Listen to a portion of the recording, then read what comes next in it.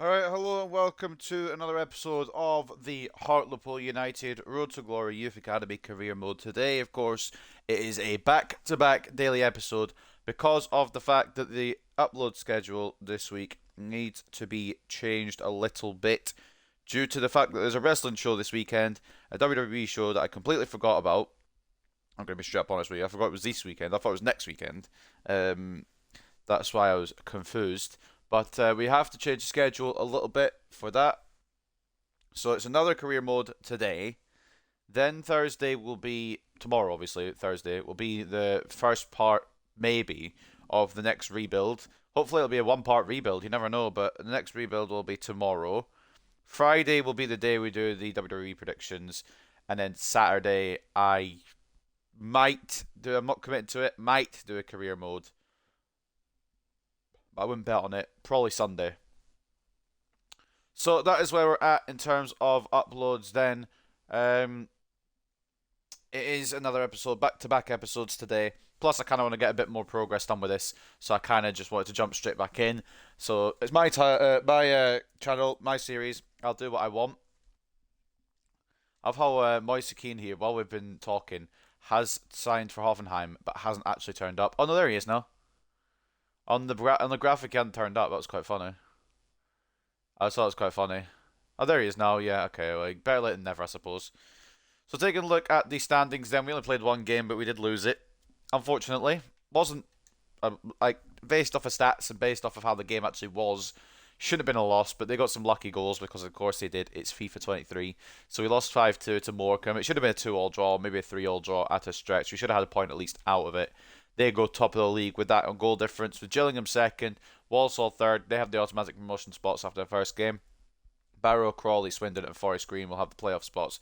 And as we read down, there was only 3 games that ended in draws in the end. Harrogate, Mansfield, Tranmere, Carlisle, Grimsby, and Burton Albion all drawing.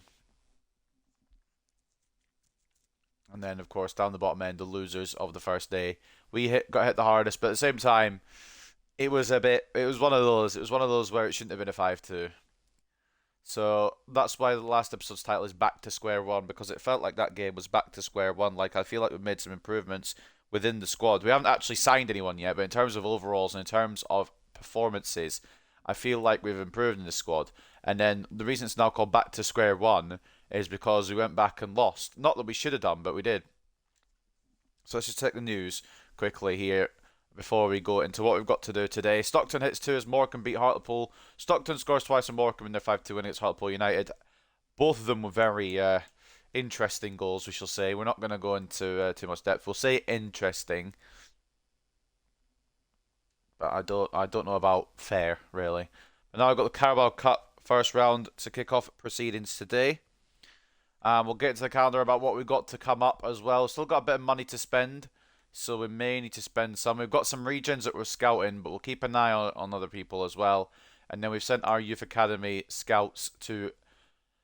We've sent Neil Mann to Australia. We've sent Scott Evans to Scotland, and we've sent Andreas Arkison to England. And looking at our youth academy just now, it's looking all right.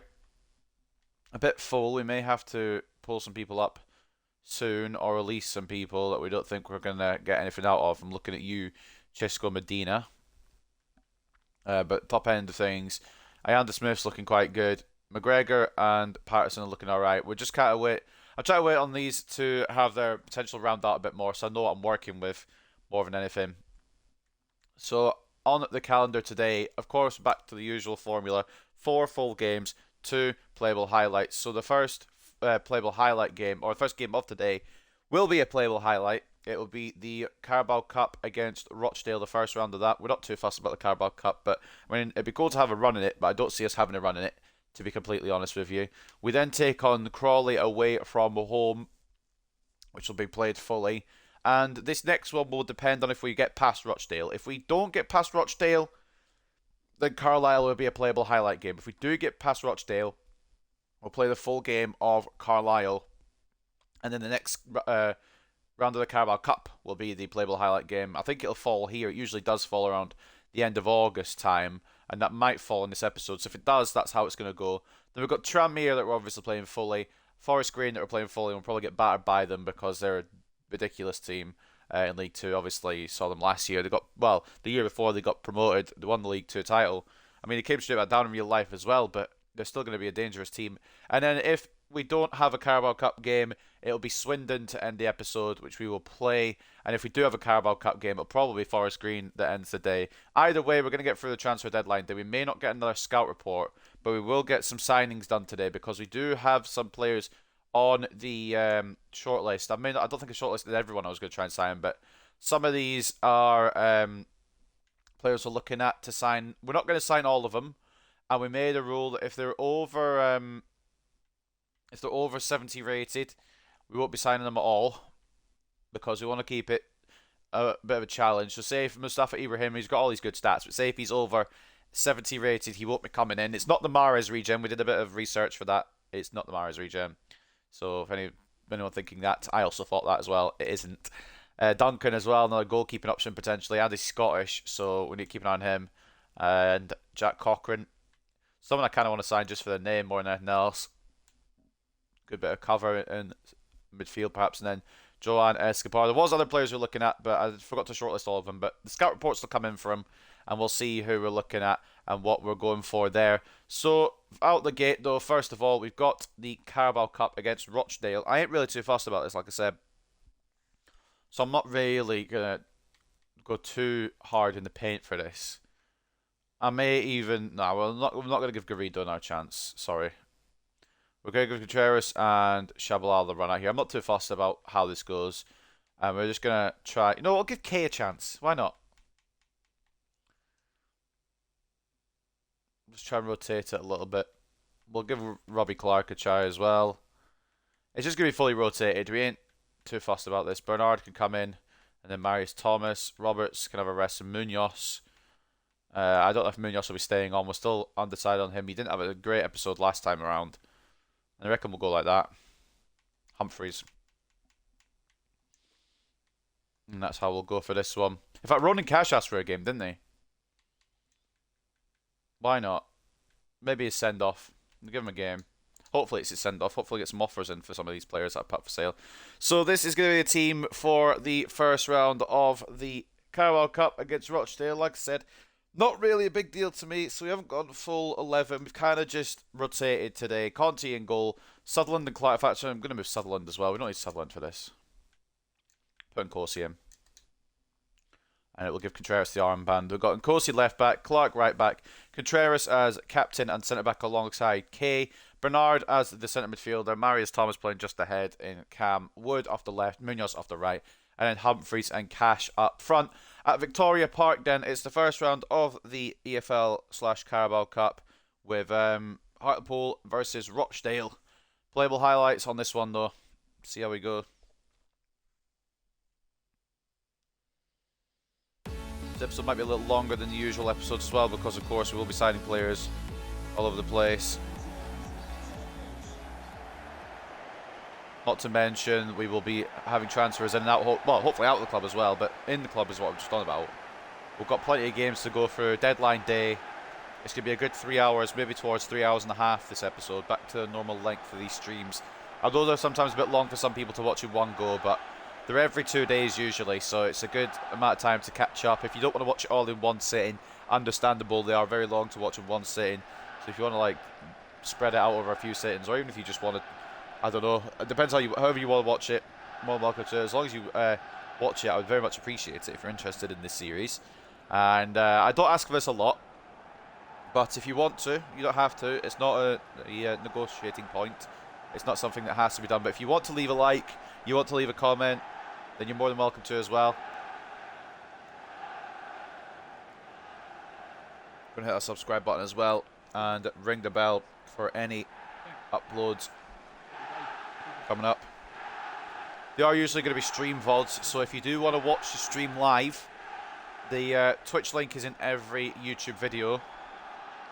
So you're more than welcome to pop in, even if it ain't for the full length of the stream. You're more than welcome to pop in and get some, get some of the content live.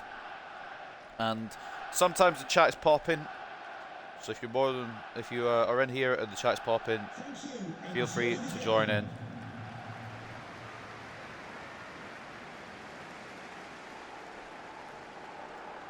So a bit of promo there.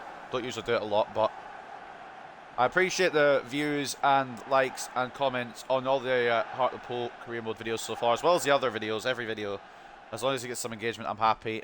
As long as people are enjoying it, I'm happy. Engagement's not really the be-all and end-all for me. I'm doing it for fun. Bernard on the left now for Hartlepool. Try to spot Wood. Humphreys. Tries to cut in. Oh! That's a cracking finish from Alan Humphreys. A man considering loaning out may have to do a U-turn on that decision. Nathan Wood, we're going to play a short. I don't trust corners on playable heights. I don't trust corners anyway. Usually there's a tall man in the box, and I'll try and aim for that tall man in the box. It won't reach the tall man in the box, so we're going to just go and Bernard again. Ronan Cash. Inside to Humphreys again. It's deflected and saved. That could have gone wrong there. Free kick for Hartlepool. This one we are going to whip in and hopefully get someone tall's head. Contreras is obviously the option we're looking for. But whether it goes to him is a different matter. We'll give it a go anyway. Wood towards Marius. It's not locked onto anyone. Remotely close to the ball. Okay, no worries. Now Rochdale, we're into the second half. Rochdale will have an attack here. What's up, Jordan? Ball blocked by Kay there. And Bernard gets a tackle in as well. We are leading, but... Oh, here we go. Can the penalty king continue his reputation? It's Lloyd versus Conti. No, he's gone the wrong way this time. Equaliser. Off a penalty. Realistically, Conti's not going to save every penalty that comes at him, but... Early on, he's proven himself a bit of a penalty king. On that occasion, not stopped. It's 1-1. Bernard for Humphreys. There is a man running down the left here, but if I'll get the ball to him, I'll try. No, I didn't think so somehow. For a pass. And now Rochdale's solo run, of course. They get all the good chances. Like a penalty and a solo run. I get stupid attacks from my own half. The ghost has been turned inside out there. I'd like to be Contreras, but it's not letting me. There we go, the big man bodies him off it. And it's going to penalties, I think, isn't it? Oh, Jesus. This happened last year as well. Went all the way at penalties. The first round of the Carabao Cup, it's going to be the same again. They got a penalty in normal time, so they're going to be more practiced than we are. Humphrey scored a banger to kick off the game, but... Lloyd got a penalty equaliser, which means we're now heading into a penalty shootout. And we will play the penalty shootout, we ain't pussies. But the penalty ability of some of these players is pretty bad. I mean, Munoz has 31 penalties despite being a winger. I mean, although theirs isn't much better. Wait, where's my goalkeeper? Conti has more penalties than Munoz. Like, what is this? My goalkeeper has more penalties than some of my outfield players. You know what? He gets the fifth. If it comes down to the fifth, he gets the fifth. Why not? Ronan Cash.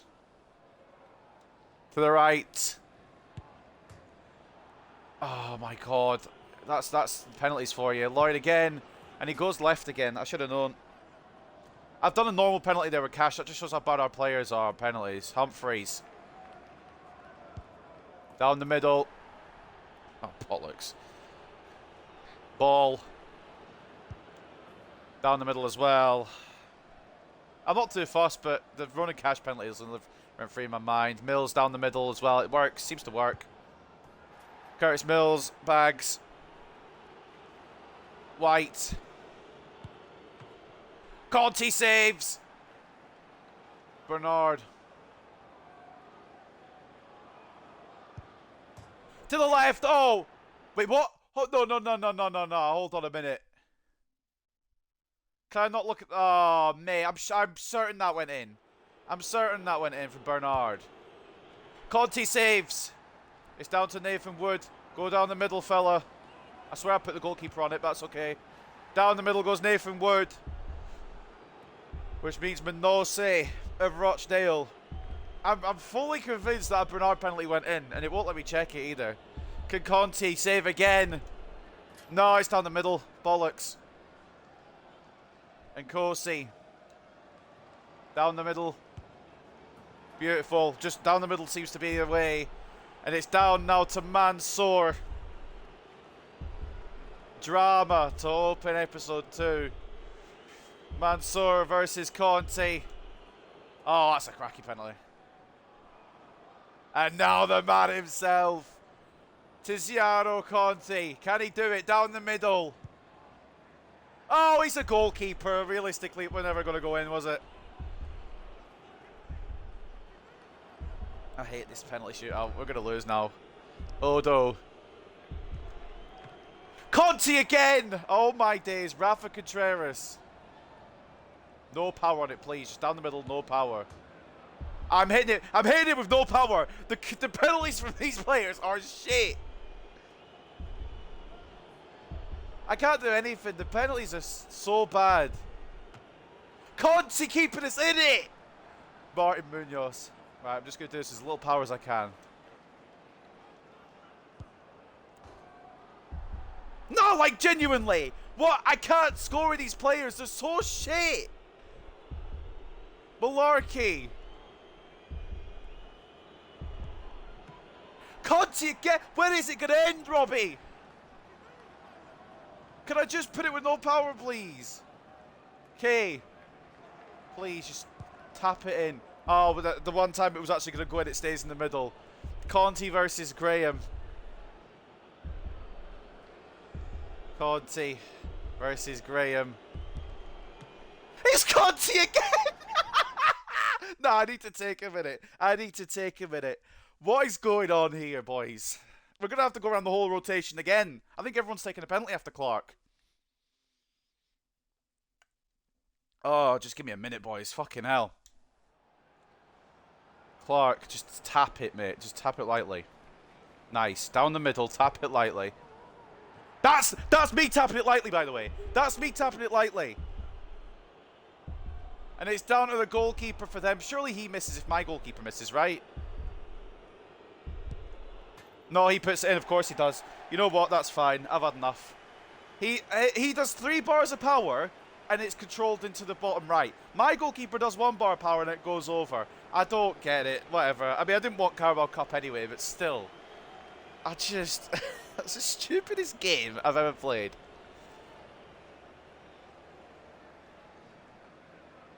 I'm hitting the penalties perfectly timed with no power, and they're going over. Explain. Oh, whatever. Rochdale can have it. We don't need the Carabao. Fuck's sake.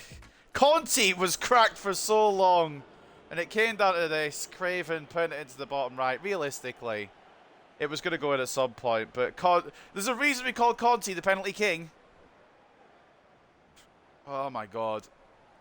If it hadn't been for our players being so shit at penalties, we would have gone through it earlier. Way earlier. But what an opener for this episode. Humphries was our man of the match, 8.7. Wood was 7.9. Mills was 6.9. As for them, it was an 8 for Lloyd, 7 for Mansour, and 6 for Manose. 58 to 42 in terms of possession, 8 shots to 7, 2 chances to 1. What a penalty shootout. What a way to open the episode. Conti just kept saving and saving and saving, but our players, with about 20 penalty ability, just kept missing. I think Conti's had like 5 in a row there or something. That was mental. Hartlepool United's shootout defeat against Rochdale will be a painful memory for Tshabalala's team, who now need to regain their confidence. Not the end of the world for me anyway. Gravenberch was a player of the tournament for the Super Cup, where you play 1 game, so I don't know how you can get a player of the tournament award. Curtis Mills has been putting in some great performances lately for Hartlepool. He's emerged as a real leader in games. Teams and fans alike will be hoping he can sustain this level over the next part of the season. Oh, mate. Well, it's a hell of a way to open the episode. Ronan Crash seems like he feels like he let us down, but hopefully he'll get better. And Lebohang Malangu up. I think I put him on loan as well. And we also had an inbox there from Newport for a loan deal for James Arango, who I'm happy to let have some experience over there. His potential is fantastic, so he'll be a long-term investment, I think, Jay Marango.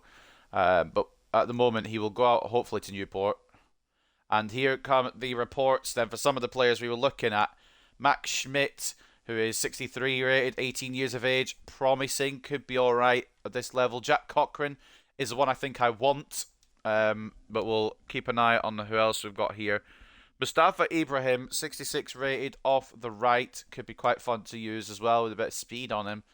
Francisco Canales, he would be magical up front. I don't know if I want to buy my way up already. Joan Escobar, I thought would be better, honestly.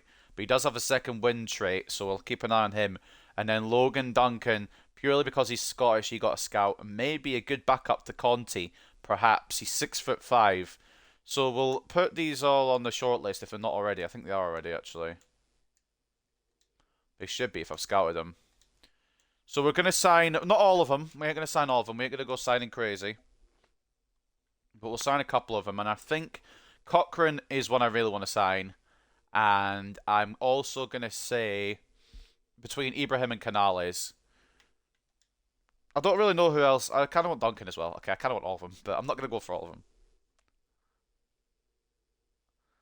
We're going to sign a couple before this Crawley game, though, just to see what they're about. So, first of all, I'm definitely going in. Ramon Alonso, I don't think we scout. Oh, we did scout him. We'll keep an eye on him. What I'm definitely going in for is Jack Cochrane, just purely because of the name. Looks cool. And because I think he's going to be a good player. And I mean, he'll probably start ahead of Marius Thomas. But Thomas is still going to be very much involved. Which means we're mainly to load Bernard out. Which I think we were going to do anyway. But we need more centre mid options. He's going to be important. I don't know if he's going to accept that. He wants to be crucial. Okay, well, he'll have to start most games then. We do want for the long term, Jack Cochrane. And he wants to be here for the long term. Disregard release clause in the wage. We'll give him 750 because that's what the thing says. And if he walks out, then blame the game. Alright. He's happy with it. So, a new signing, boys. Jack Cochrane. The Scottish midfielder comes in for free off the free agents list. And our first signing of the new season. Reckon he'll bring a bit more to centre mid. Can also play right mid. We'll take a look at his stats and see if he actually can. But he will also be available as a wide midfielder, apparently. 5-year contract. I think we've got a good deal there for Jack Cochrane. Before we move in on anyone else, let's take a look at what we've got here. I think we're going to avoid Canales for now. Because I do want to try with the strikers I've got, to be honest. At least give Harry Howell this season to see what he can do. But Cochrane already comes in as a 5th best rated. And he does look quite good. Is he a centre mid? He's definitely a centre mid, right? There may be a case for him going out to the side, but we don't need anyone else out to the side. Maybe moving him forward to Cam could be an idea. But I think what we're going to do if we do use Cochrane, we're going to put Cochrane where Mills is and then move Mills forward. So we'll continue trying to work on what we've got. Defensive, high work rates. Maybe work on the skill moves a bit. Doesn't have a lot more pace to grow, if any, really, which is okay. I'm not going to lose sleep over it. We'll work on some of these stats here. So Jack Cochrane, he's arrived. We'll sort shirt numbers out in a minute. And the other player I'm going to sign, definitely just now, without a shadow of a doubt, is going to be Logan Duncan, because we do need a good backup goalkeeper about, and I think Duncan might be that man. So we'll bring him in as well for hopefully around the same wage we brought in Cochrane. It's becoming a lot of Scottish players in here. I'm not going to have an all Scotland squad, don't worry. It's just going to be like a Scottish core, at least maybe early. Maybe later on it might change. But at the moment, I do like the Scottish core we're building. I think the last one may... I would like Canales, but I'm not gonna just outright sign him because I do want to give the strikers we've got more chance. Rodriguez ended up being quite good towards the end of last season, and then Harry Howell I'd like to give some time to as well. They want a release clause. We're not having a release clause, so sorry about that. And then we'll go for the 750 like recommended. If he has a 2 million release clause, ends up being fucking fantastic, then we can't, you know, we're gonna lose out. But as a Scottish merchant, I just like the fact that we're building a Scottish core. The best players so far have been Scottish. we maybe change it up, but so far, Jabu Tshabalala likes his Scotsman. Because they've got nothing under their kilts. So Logan Duncan comes in as the backup goalkeeper. I don't know if it's definitely going to be backup. We might rotate him with Conti, to be honest. But there will be game time for Duncan, plenty of it. Which means I think we might put our other goalkeeper, who I think we brought up, on loan. There's another Italian goalkeeper we brought up. I can't remember the name of him. So Duncan will come in behind Conti. Two good young keepers. And my last thought was going to be signing possibly a right back. And we need to wait for Ramon Alonso's deal to come through, his overall, etc. I was thinking maybe signing Canales, but I'd like to give this season, I'd like to give the strikers that we've got a chance. And then maybe next season we can move for Canales if he hasn't gone ridiculous in overall. So we'll rotate those in. We'll do shirt numbers in a minute. Ramon Alonso's reports come back the day after. 67 rated. He would slot straight into the starting 11. I do like Maxwell, though, so maybe we'll... It's a difficult decision. I think we're going to leave it as it is for now. I don't want to go overboard in the signings. We've got 2 new signings, and hopefully they'll change enough. Maybe we'll get one more before the window closes. I just don't want to be signing every Tom, Dick and Harry because they look quite good. So we'll put Mancini on the loan list. And... where is he? Where are you, sir? Jack Cochrane. He's a number 8 if ever I saw one. Already did the development plan. Trying to do the shirt number. Alan Humphreys, sorry mate. And Alan Humphreys will be 6 because strikers don't have 6, do they? Do we have a number 9? We do, Arango. But he's going to be on loan. We'll just... Okay, what we're going to do... Humphreys can go a bit higher. We'll go with Humphreys as a number... Oh god, how many have we got? 24, fine. But I don't think we've actually got an official number 9 yet, so Rango can still have it for now. Actually, no, we're going to give it Rodriguez. I've changed my mind. Arango can have 13. Why does it keep going at 6? Unlucky Jim Arango might be one of the best strikers we ever have. So I think that's all we're going to do, at least for now anyway. I don't want to transform this whole side, because there was a lot of it that worked last year. But of course, there's a lot of work to be done. A lot of these players need to either go or go out on loan, and we're not getting any offers for them. But Jack Cochrane comes straight into the squad. For Marius Thomas, unfortunately, which is not what I really wanted. And Thomas will absolutely be on the bench. Because Thomas was very good. This will get plenty of game time, don't worry.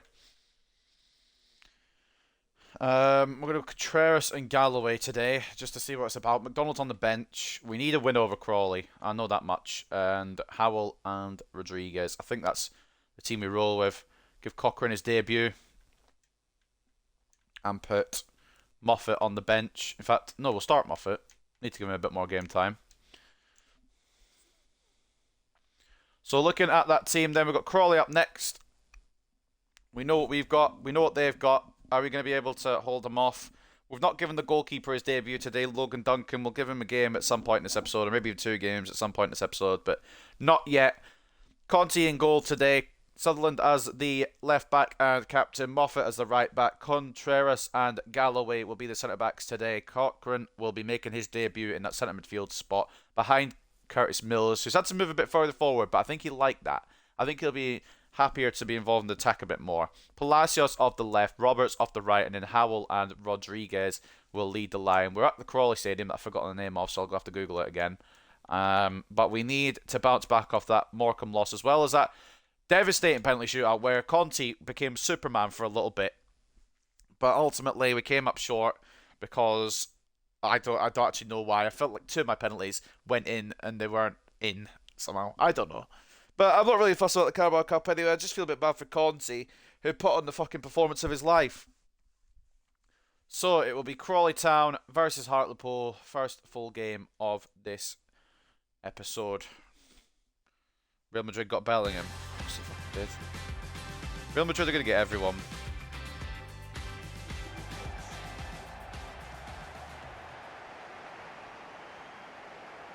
God damn it. Why does everyone want to go to Madrid? I mean, I get why, but shut up.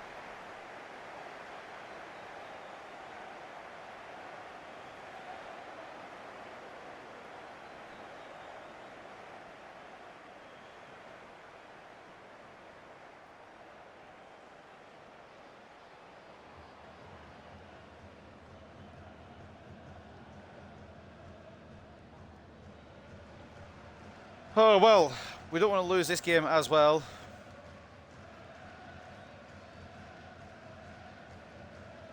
But the last game, like, not the last game, obviously the last game was we lost on penalties, but the Morecambe game I ain't even really counting, to be honest with you. Because it should have been a draw. And I know I should count it because it was a loss, but I mean, we always talk about it. That was last episode. They have Camavinga, Bellingham, Tchouameni. That's the best midfield sort for the next decade. I know, it's ridiculous. And they've still got some good midfielders there as well. Valverde's still about.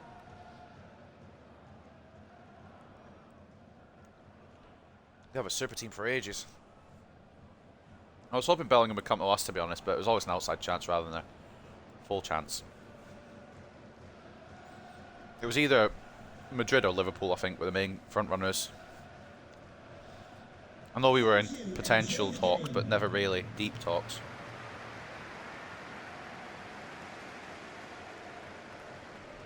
Right, focus on the pitch now. We are going to hopefully get at least a couple of wins today. We need to get a 5-win streak at some point this season. I don't know what the board think we are. Do they think we're a winning team? Do they know who we are? We're Hartlepool. We're bloody losers. But let's try and change that mentality and get a win. New signing, Jack Cochrane. Hopefully we'll get involved a bit. He's on the ball now. Get a feel for him a little bit. Does seem a bit good, although he didn't pass it. That's more on me than him. Now Crawley with Tilly now. Sutherland gets the ball back. And I didn't know if I was going to keep it there, but thankfully I have. We're going to move away from Tilly now. We are going to need some options though. Where's my left mid? There we go. It's not even my left mid, it's Harry Howell. And somebody making a run down the side. Why is the left mid not there? Like, why did it take so long? Rafa Contreras just trying to keep these guys at bay right now. Tries to put one of his long legs in the way. It doesn't work. Ball in to the hands of Conti. Sutherland. Oh, for crying out loud. Kobe Mino going to bust that midfield anytime we play them. Absolutely. We've got the best midfielder. We don't need Belling. We've got Kobe Mino. Sutherland to Contreras. They're pressing hard at Crawley. They're going to be wanting promotion, obviously, because of the fact they didn't get it last year, and I think they're in the playoffs. They didn't win the playoffs, of course. Hence why they're still here. Good save, Conti. I didn't change Moffat's shirt number. I mean, it's not the end of the world, but I didn't change it. Number 3 shouldn't be a right back. That should be a left back, but we'll figure that out in a minute. Roberts have barely utilised the left so far. Mills, or the right even, into Rodriguez. Could be fast flowing attack here from Hartlepool. It's a heavy touch from Harry Howell. Could have been it there. See how fast we flowed there, though. That could be something we need to improve on, work on a bit more. Cause it seems to work there. I tried to bring Sutherland across when he was going to do the pass, but I couldn't. Blocked by Galloway. And the ref. It's a very stupid challenge, isn't it? I think it's Telford who's done that. Considerably shit from him. There might have been a red, to be honest, but he's just cut through fucking Purrier and Galloway. All man's done is defend. And he's got very mad about it.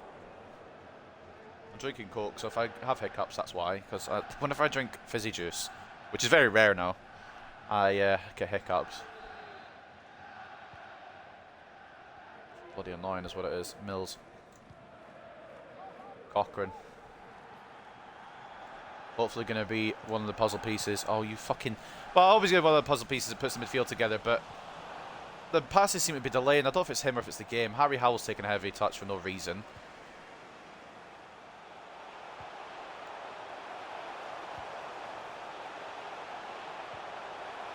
Let's try to shut Crawley down here with Moffat. Getting the ball off Ote. Or bring it away.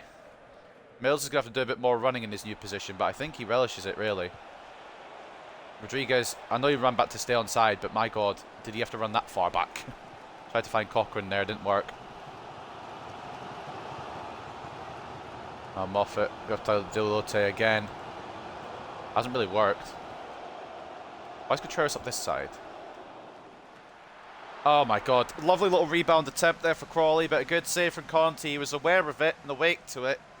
I've defended with Contreras, and the game has decided, yeah, well, Give them a chance anyway. Good save from the massive Italian. The penalty king.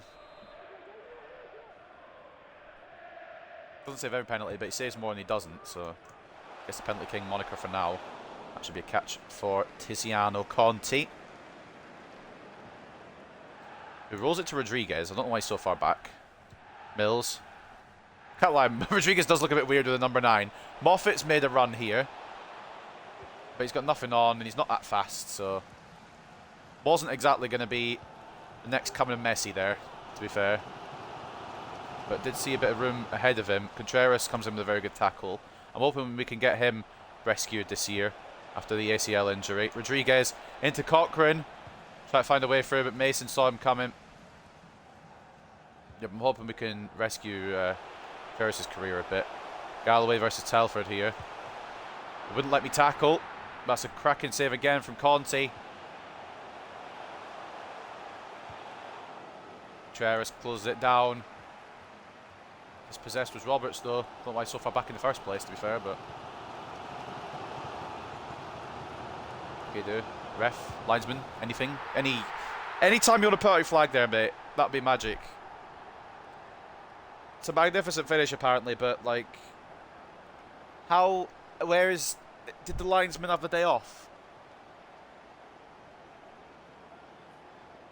Oh, don't tell me the big fucking Mexican oaf has played him onside.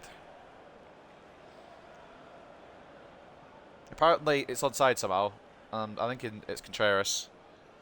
But it's led to a goal for Crawley, which I'm very confused about because I swear to God Telford was offside.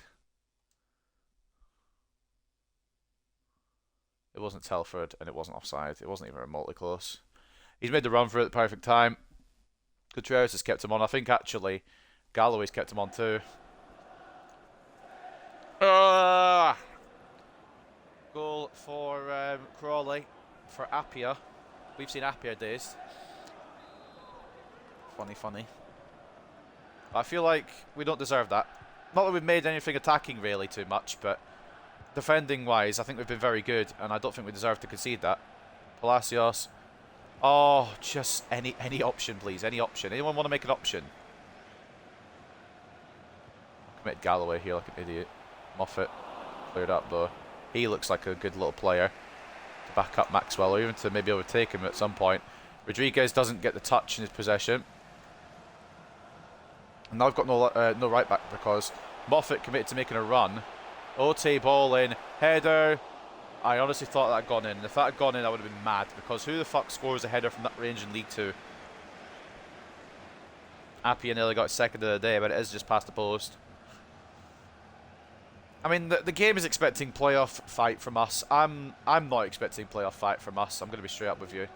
I'm expecting a top half finish, and if that's not good enough for the manager or for the board, then we might be in the mud. But top half finish would be good. Although it does mean we'd have to part with Aidan Sutherland. Howell to Rodriguez. The pass was so fucking light. Didn't really give him a chance there, Rodriguez, to finish it off because the pass was so bad. Roberts wins it to Cochrane. Rodriguez finds the space. It's a good save from Greensalt. But a good ball through by Cochrane as well. He's seeming to be alright on the old football pitch. Roberts picks up the loose ball. Mills. Rodriguez. Harry Howell. How's that not found the back of the net, man? Just want to check Harry Howell's foot as well because I'm pretty sure he's right-footed, is he not? He's left-footed. Everyone's left-footed at this club. I keep forgetting. I should have been aware of that myself, personally. That's on me. But, again, everyone seems to be bloody left-footed at this club. Curtis Mills, try to find...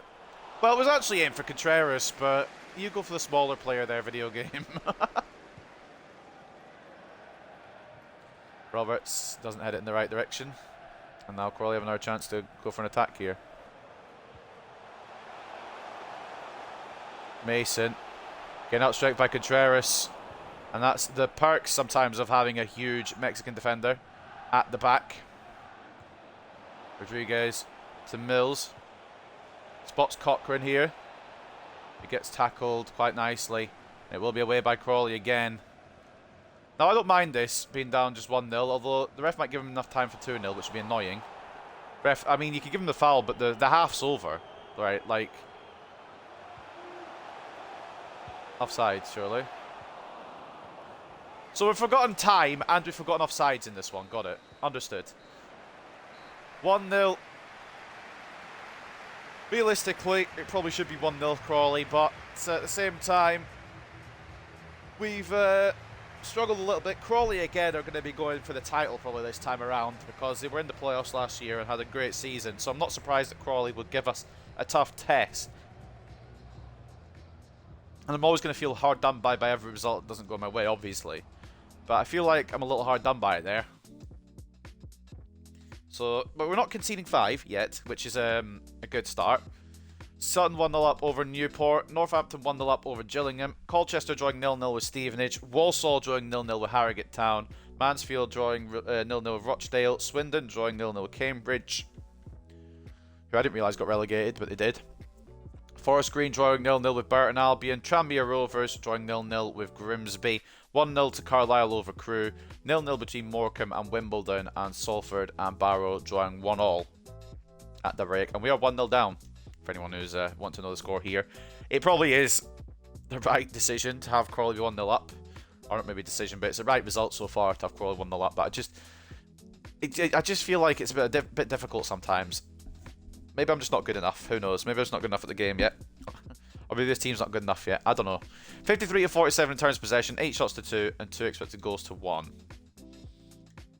I'm wondering if we do sign that striker, Canales. Maybe we sign him. I'm going to give this episode... I'm going to give it a chance this episode with Howell, Rodriguez, Murillo, etc. But if we do have to sign Canales for goals, then don't worry, I will be. Cut by Galloway.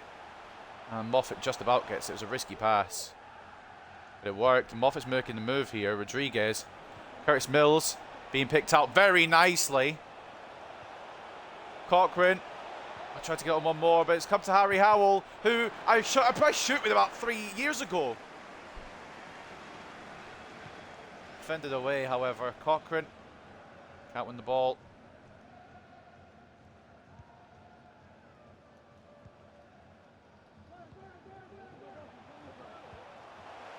Oh, fucking hell, fucked up Sutherland. Happier. I'd like to switch to my central defender earlier, but, you know. Galloway does very well. They're going to call penalty. It's a ball get tackle. Howell to Cochrane. Palacios down the left here. Could be a good attack here if we had anyone forward.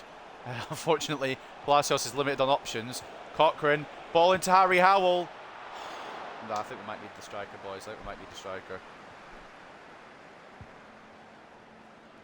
Roberts does win the header. Rodriguez loses possession. There's still pieces missing from this team. But hopefully we can figure him out. Surely that's off. Now who's playing him on there? Because I want to fucking word with him.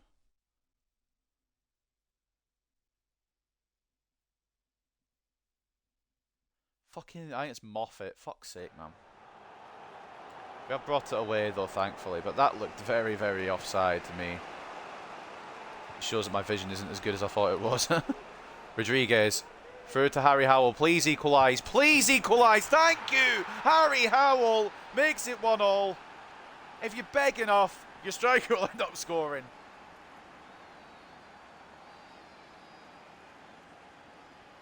Oh my god.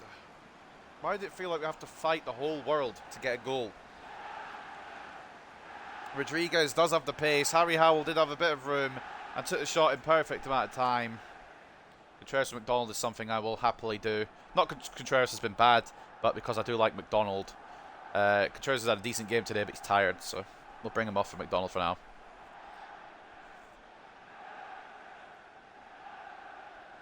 Big Rafa Contreras having a good day out. I'm hoping I can rotate him back into the lineup a bit more, but I don't want to exclude McDonald or Galloway, you see. I don't really want to go 5 back either, so it's a difficult process. The whole point in doing this is a 4-2-4. It's a traditional formation.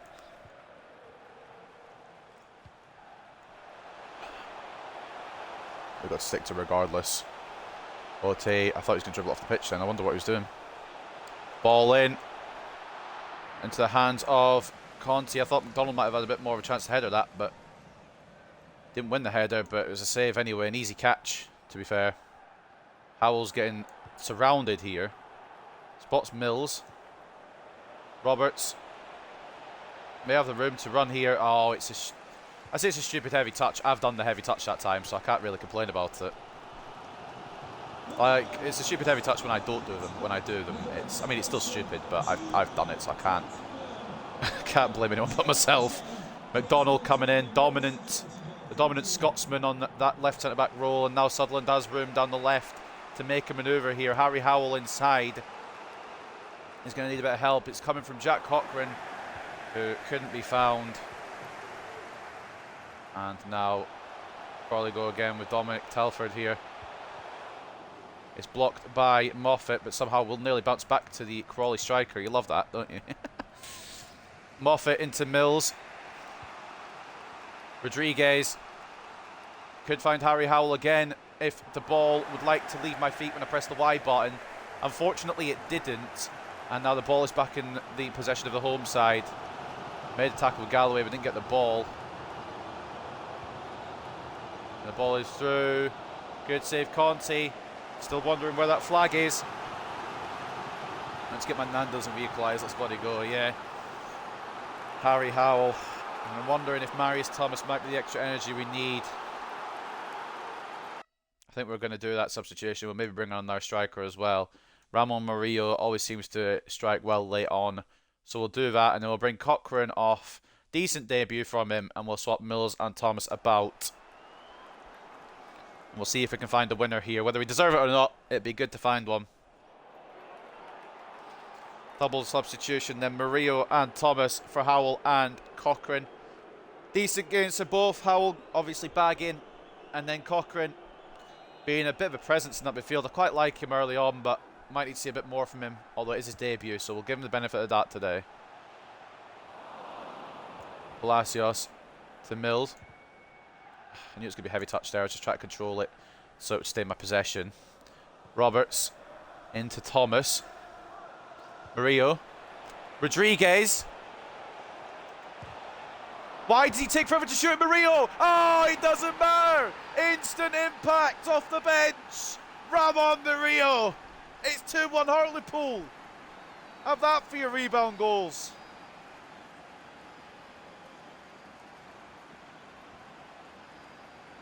I was trying to switch it onto Rodriguez's left foot, but it took so long that he didn't end up shooting properly. It's Ramon Murillo who's taken a shot. Whether the goal credit will go to him, I don't know if it's on target, or whether it'll go to that Crawley defender who deflected off Conroy. It might be an own goal from Conroy. But it's a lead for us. And it's credit as an own goal. It's gone down as an own goal. I thought it might. It didn't look on target from Ramon Murillo, but it doesn't matter.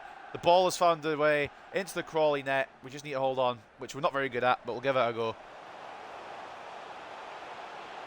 Moffat is tired. Ball in. Galloway knocks it away to Marius Thomas. That's a hell of a pass from Ewan Galloway, but couldn't get the ball off with Thomas. Can I switch to my centre-back, please? Good save, Conti. And we're actually going to bring off Moffat. He's had a fantastic game, but he's exhausted. And if we've got Maxwell on the bench, which we do, we'll make that move on. What's up, Aiden? We're rebound goal merchants. We are. Powell for Vite. Maxwell for Moffat. Moffat was very good today. In pre-season, didn't really fill me with a lot of hope. Douglas Moffat, but in this game he's been very good. Marius Thomas, instant tackle for another corner. We're leading here thanks to Harry Howell and a Conroy own goal. They've got a goal as well through Appia earlier on. Why is Marius Thomas going all the way to the back? I want to control someone at the front so we can go in for the tackle here. It's going to be Ethan Roberts to go in and make the challenge. He does successfully, and he wins it off the second bounce as well. And Roberts, even though he's tired, does still have that pace. Can carry it quite far. Maybe even run down the clock a little bit. Doesn't necessarily have to be an attack here. He's going to need some assistance. He's gone the whole way, Ethan Roberts. Ball in. Not the greatest. Curtis Mills, can he pick it up? Not quite. Roberts really dragging it away from our end. That was really good of him. But he is exhausted. He's on his last legs, Ethan Roberts. Ball forward. Galloway does not beat Telford in the air. It will come to Marius Thomas to win though. Roberts drops deep for it. Palacios. Rodriguez. Not enough on the pass. And now Rodriguez dropping back to try and atone for his error. Sutherland try to find a way to get the ball back. Power shot blocked by Galloway, who put his body on the line. Sutherland to Mills. Let's just keep up the pitch, boys. Murillo to Marius Thomas. Murillo now. Oh, I can't find Rodriguez. It was meant for Palacios anyway, but digress. Philly now. Sutherland with a tackle. And that is 3 big points for Hartlepool United. Oh my days. What a win.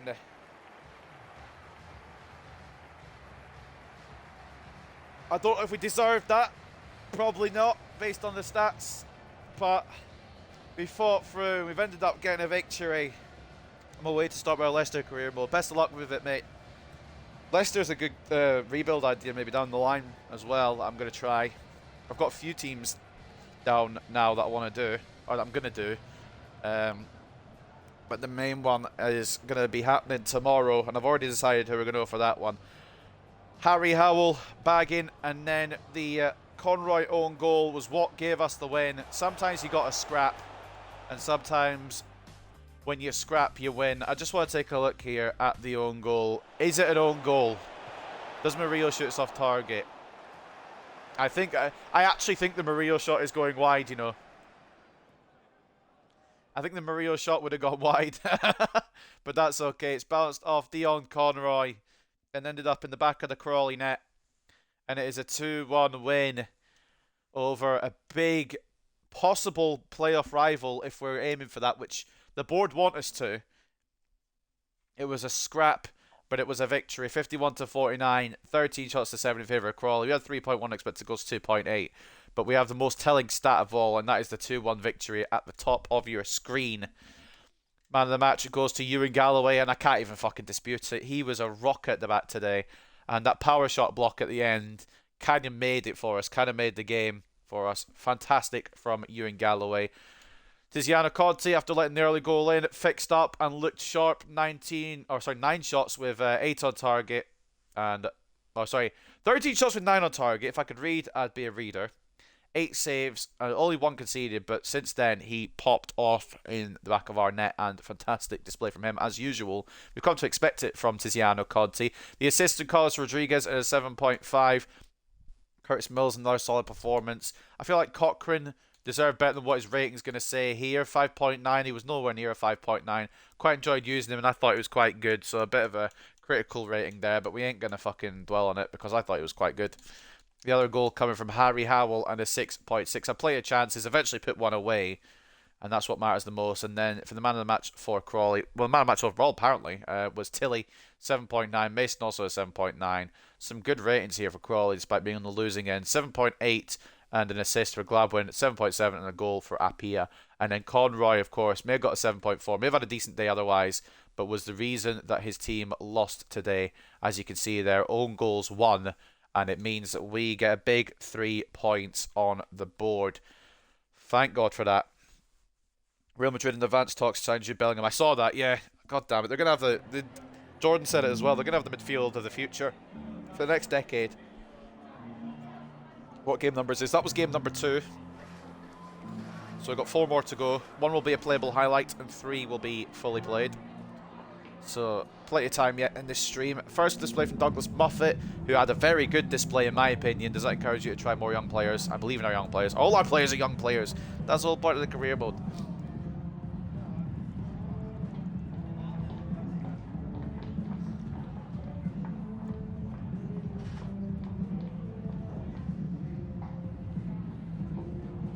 You happy with today's performance? Every player did his job today. I'm absolutely ecstatic with the performance. It was a bit smash and grab, but we smashed and grabbed it. And a 2-1 win is absolutely fantastic. After this interview, I'm going to close my window because it is cold. Did you ever feel like this wasn't going to be your day? When you would come under pressure, we defended well. Yeah. I played 6 games. For this career mode, early on for League 2, League 1, and probably the Championship as well. In fact, maybe just League 2 and League 1. I'm doing 6 games an episode just to try and get up the leagues a bit quicker. But what I'm doing is I play 4 games like I used to do on the United career mode, but then 2 of the games will be playable highlights as well. So it kind of adds up to 6, but it's not 6 full games. That better not be Conti's potential, by the way. Are you having a laugh? Is this game... Nah, like, is it for real, though? Why is my best goalkeeper hit his potential already? Oh, mate. I knew his potential wasn't going to be out of this world, but I didn't think it was going to be this quick. I knew it was going to be, like, mid-70s, but I didn't think it was going to be 66. Like, his highest end was mid-70s. That's a bollock. But, I mean, he's still going to be in the goal for at least this season. Logan Duncan, obviously, he's got some growth to do as well. He might be the one to take over eventually. But that's a bastard. He was my favourite. He's one of my favourites so far from this career mode. Tiziano Conti, penalty king, and just an all-round legend. And he's only been here a few months. He's a legend already. Curtis Mills is happy to be a right winger. I mean, we didn't put you there, so I mean, I'm glad you're happy to be, but you're not a right winger. That's kind of annoying, you know. Newport have accepted proposed terms to have James Arango, who will definitely be a player for the future. Take them on loan this season. Hopefully we'll get good growth on loan. I'm assuming so. Axel Bernard will be another one to loan out, with Südtirol coming in for him. And then Clement Bernard will go back to the attacking midfielder and will stay there, and we're not going to arse around with his position anymore. He will stay at cam and be a decent backup behind, well, it looks like behind Cochrane and Mills now.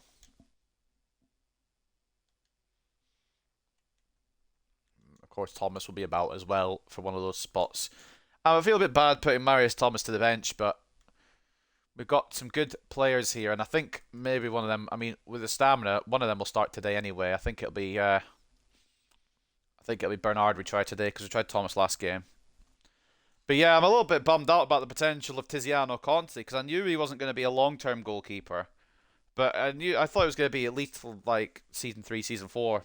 I mean, he still could be. Might just keep him around the whole time because he's a penalty king, and if we ever need a penalty save, then we'll bring him on. If we're in a penalty shootout, on comes Tiziano Conti. But that's a bit fucking... I'm a bit upset, you know, now. I do like this goalkeeper, and he will still maybe grow, and maybe he'll dynamic potential carry him a bit more. Maybe he'll come back into it. We saw that with Yuri and Timber in the Newcastle rebuild. It said he hit his potential of 82, and it suddenly decided to grow again. So maybe he'll carry on a bit more, but if that is his potential, then god damn it. But we'll keep him for the season, definitely, because he's been very good so far. We did concede 5 in the first game, but that wasn't his fault. Not all of them, anyway. But a win over Crawley turns it around a little bit. We're up to 13th now. Up next will be Carlisle. So after 2 games, who's top? I'm just curious. Morecambe still up there. They drew their second game though. But Forest Green, Northampton and Salford City, the only 3 teams to win their opening 2 games. As for the team we just played there, Crawley, they've won 1 and lost 1. And as have we won 1 and lost 1 as well, but our goal difference is the worst, so that's why we're at the bottom of those lists. And then in the bottom 2 at the moment, the only 2 teams to have lost all the games so far, Rochdale and Crewe. But Crewe had a bad start last year and ended up popping up to mid-table, so who knows. We're winning the league, I'm afraid. That would be exceeding expectations a lot, but you just never know. You just never know. So in terms of signings, do we want to sign it? We don't need it. We've got 21 attackers. We don't need another player on attack. I'm just taking a look here. We've got 5 goalkeepers. Oh wait, no, that's the report. That's not us. Where's us? Where's our thing that just came up then? Squad tab. There we go. 5 goalkeepers, 14 defenders, 8 midfielders, and 21 forwards. We've got 21 forwards. Don't get me wrong. I know we've got too many forwards, but I am trying to sell them or at least loan them out, and none of them are getting bids for them, which is a pain in the arse.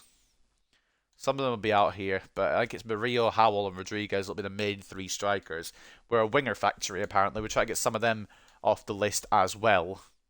Doesn't seem to happen. Brandon Steele, we're going to loan out and see what he's capable of out on loan, because Brandon Steele I do want to see stick around just because he annoys Jordan. But beyond that, I think he actually does have something still. Up next, then, Carlisle. I believe this was the one I said I was going to playable highlight. If we didn't get through the Carabao Cup, which unfortunately we didn't. We lost on penalties to Rochdale, and it was Tranmere, Forest Green, and Swindon. Yes, this will be the one that we will playable highlight. Before we do, though, I'm going to go close my window because it's cold, so bear with me. In fact, I'll load to the pre-match press conference, but give me a second.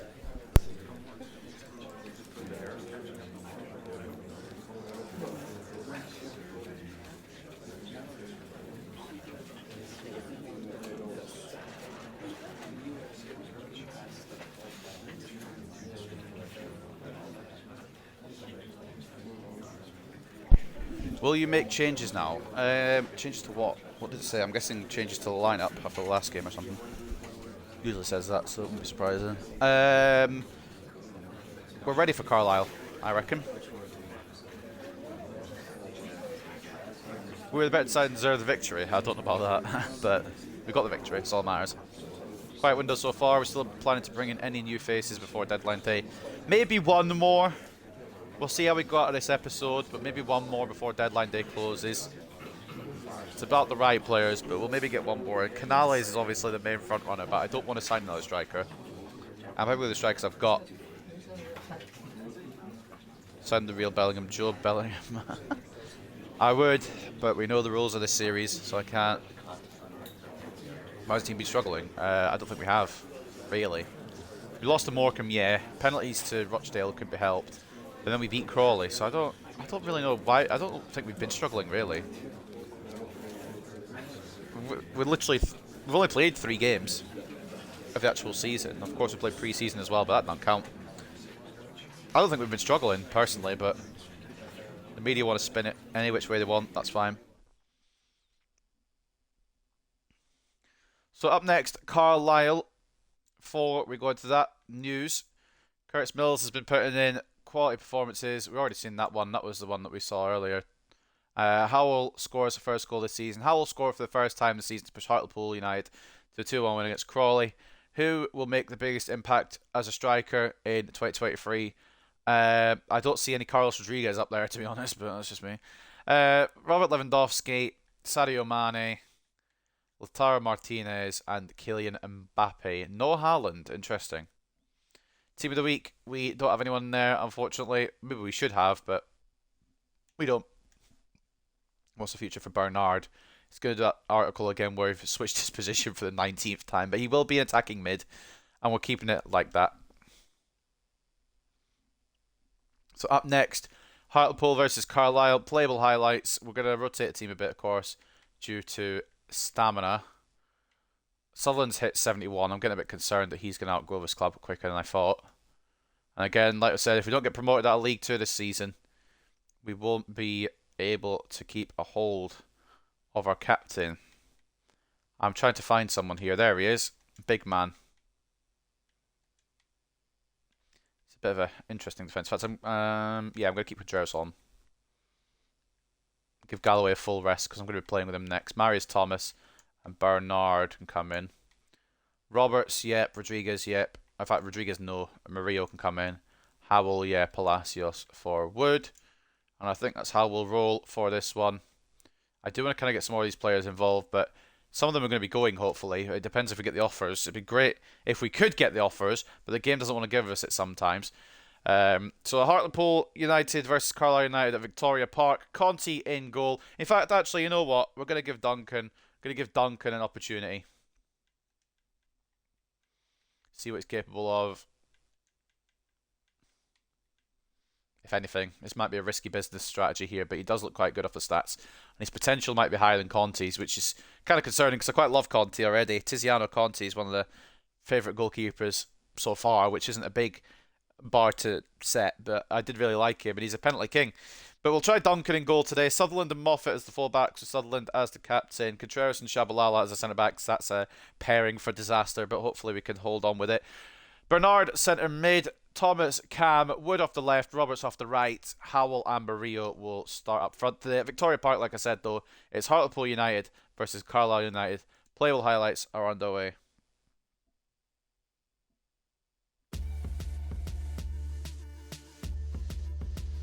I'm the wrong lad to ask for scouting, mate. I just say for the best keeper in the game. Donnarumma now. What? Who are you? Leicester. You're Leicester, aren't you? How much money do you have?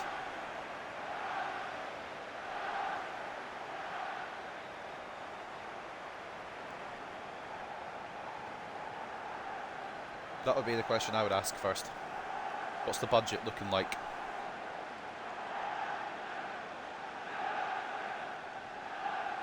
So I do have an idea for one, but I don't know how expensive he'll be. Oh well, you got plenty in. Go for Valencia's keeper. He's called Mamardashvili. I used him in a rebuild, not really for a long time because he got injured, but he's a decent goalkeeper. He's 6'6", so he's very tall. Mellier's a shout as well. Not good in real life, but he's good on FIFA. So Meslier or Mamardashvili. And if you can't spell Mamardashvili, just look at Valencia's goalkeepers. It's a difficult one to spell. They've got their 6'9" striker out, or not striker, goalkeeper. They've got Omari Patrick who scores a goal against me whatever I do, so that's one up for Carlisle already. But Thomas Holy, 6'9", I'm a little bit concerned.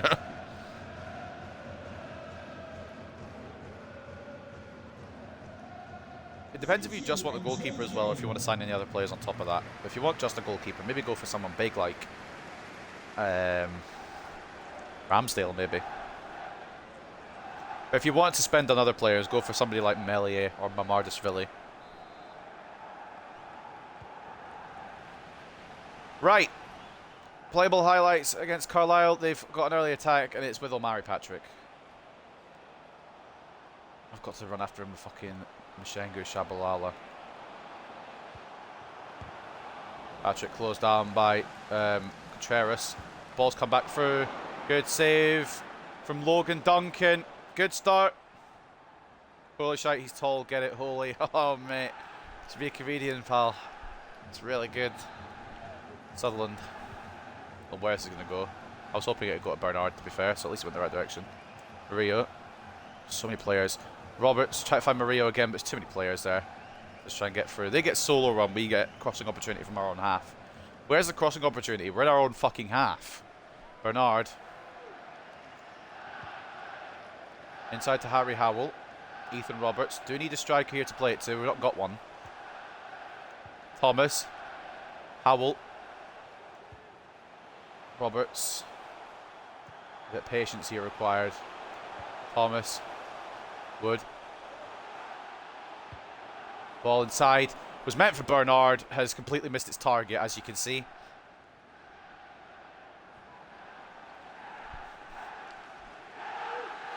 Alright, close corner. United chant, obviously for us, not for them, because it's our stadium, and I say it's for me. That wasn't even aimed there. That wasn't even aimed remotely there. Ball kept alive by Moffat. What do you mean out of zone? I still had the... Okay.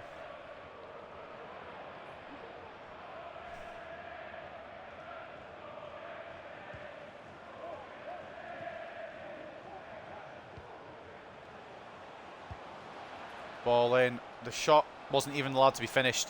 They knew they were going to put it wide, so just cut off the highlight and that. Any chances for me, perhaps?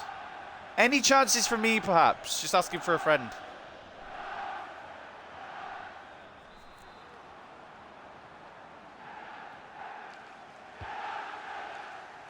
Curtis Mills heads it away. Hopefully out playing. Or it won't be. Oh no, they're going to get it back, aren't they? Fuck's sake.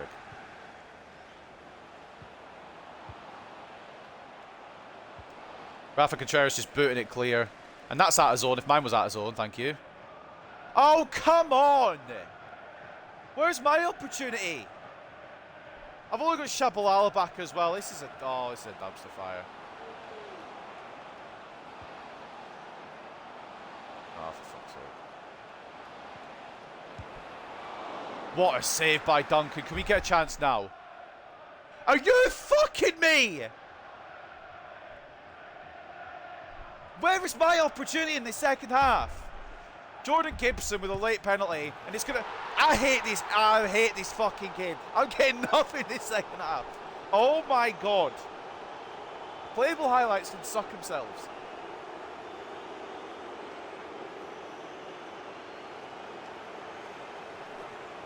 If only we had Tiziano Conti in the net, he knew where that was going. And that's it! Lovely! Didn't want anything. Didn't want anything. They're like, you're defending too much, give him it.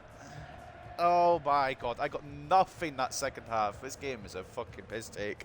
And I feel so bad for Duncan because he's done so well. And then they just get a stupid penalty at the end. The one good thing out of that is that fucking Logan Duncan looked really good. Besides the penalty, of course, but can't always save the penalty. He's not the penalty king. But beyond that, where the fuck were my opportunities? I got 2 in the first half from corners, I think. Maybe a crossing opportunity from my old half. They just got everything. They said they're bloody winning this game. Absolutely. Fucking diabolical from FIFA there. Maybe the playable highlights might need to be cut out at some point, but for now... Look at that! Oh, you know what? I get it's not always going to be fair, but for fuck's sake, we're about the same level in League 2. And that we finished above these cunts last year, and this is what we get. You know what? Fine. Gibson with a 9 because he scored a penalty, fucking pen merchant. Thomas Holy got an 8 and he did nothing. Mellish got an 8 as well. Mills with a 6.3, Thomas with a 6.2, Murillo with a 6.1. 70 to 30 in terms of possession, 16 shots to 0, 3 chances to 0. I got sweet fuck all. Oh mate, well at least it's only a 1-0 loss. It's not like it's a stupid loss. I mean it is a stupid loss, excuse my burp. But I'm fucking... Oh my... I just didn't want it anyway. Didn't want it. Well, now Patterson and McGregor are done from wing-backs to full-backs. They won't go up much. Fair enough. Went up 1. And we'll start working on defensive abilities for Rob Patterson, who we might need to bring up if we do have to sell Aidan Sutherland. And Oliver McGregor, he stays at 58 as well. Work on his defensive stats as well. Got defensive work rate up. Some player chats. Not usually one to pick myself up, but I think I could have really made an impact against Carlisle. I think you could really make an impact at another club, so why is nobody coming in for you? What? Who? Alright. Why does these playable highlights like to put my players in the wrong place? Roberts is a DM apparently in that last game. You'll do for me, I guess. I don't fucking know. I'm pissed off, to be quite frank with you. Oh, there's an arrival, which means it's a glitch. And somebody's actually going because we've already used this player. I believe this is Jack Cochran. No, this is Logan Duncan, sorry. 30 million for Georgie, that's not too bad.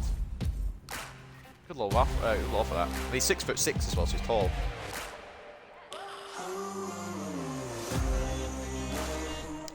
Yeah, that's Logan Duncan. Alright, but like... he's already been here, he just played.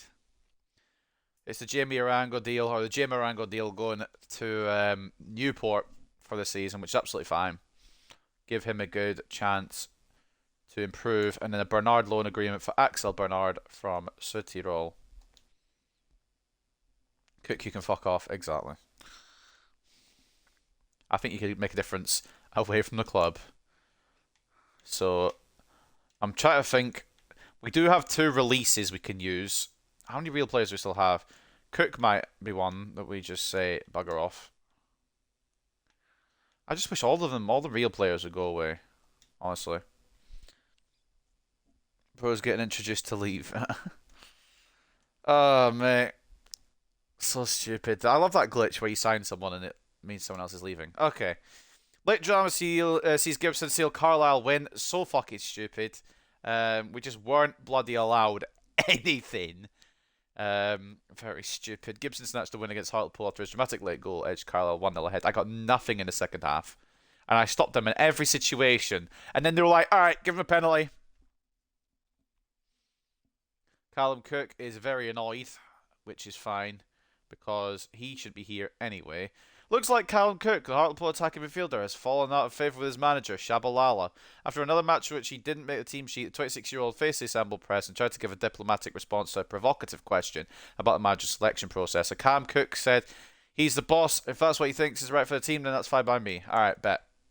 Well, it's fine by me to not use real players, even though we sometimes still get fucked over. Edouard's gone to Getafe. Van Foyt has gone to Bologna. Some interesting signings going about here. Lautaro Martinez has gone to Paris Saint-Germain. We'll take a look at the biggest deals at the end of the window.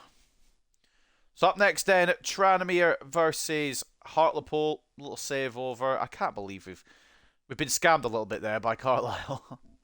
But it is what it is. Release Brandon Steele to solve world hunger. I don't know if we go with that one, but I will. I'm trying to sell him. Did I sell him or loan him? I think I loaned him. I want to see if he can grow any outside the club. See if he can actually be useful down the line. Where is he? Brandon Steele. We'll give him a try out on loan and see what he's about. I'll in another club. Hopefully. Make me the assistant manager. I'll split these lads into shape. Well, I need you to. And I kind of want to start Duncan again, to be honest. Because he was quite good in that game, even though we got fucked over. But I'm going to go with Conte, because I might as well stick with what I know for now.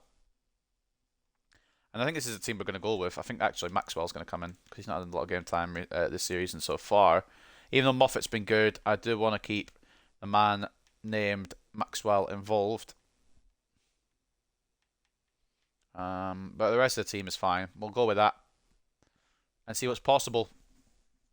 So this is the team for the game between Tranmere and Hartlepool. Conte in goal, Sutherland and Maxwell as the fullbacks, with Sutherland as the captain, of course.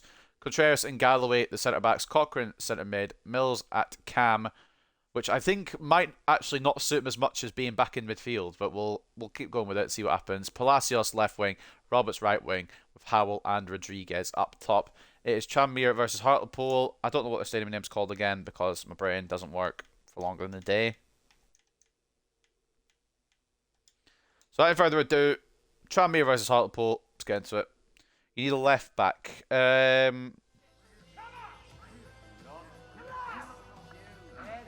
don't know if you could afford him this early, but Nuno Mendes maybe. I don't know what level he is at, level he's at early on. Or if not, maybe go for Malacia.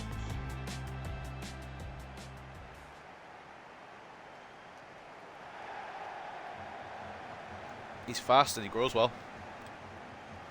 Messi confirmed to be leaving PSG. He's come to United. I mean, I hope not. I can't believe I said I don't want Messi coming to United, but I don't want Messi coming to United.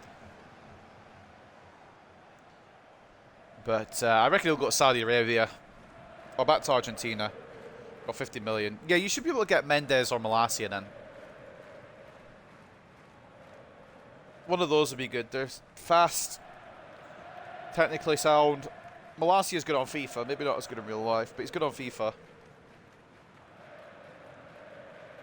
Or maybe Alejandro Balde, perhaps. You're going to get someone young who's going to grow into the team. Those are probably your best three bets. So Tranmere are going to be a test as well. I mean, everyone in this league could be a test. Everyone's wanting to get out of this bloody division into the next league. And that's including us. Whether we're capable of it, I don't know yet, but at the moment, I'd say we are. The games we've lost have been a little bit unlucky. I mean, Morecambe probably deserved to beat us. I didn't put Duncan on the bench. Why is Garrido on the bench? Oh dear. Well, if Conte gets injured, we're in the mud.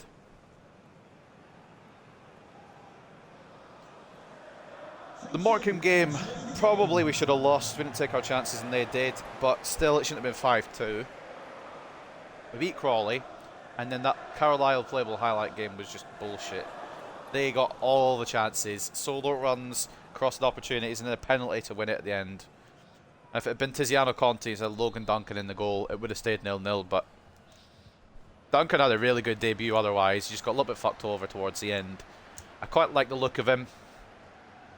And if Conte really has his potential and won't grow much more, it might be a change in the guard for season 3.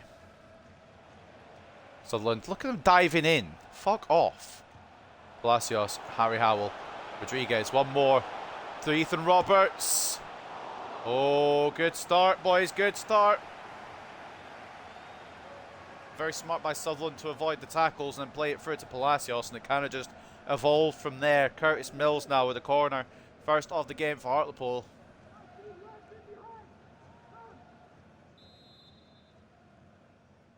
Try in for Contreras.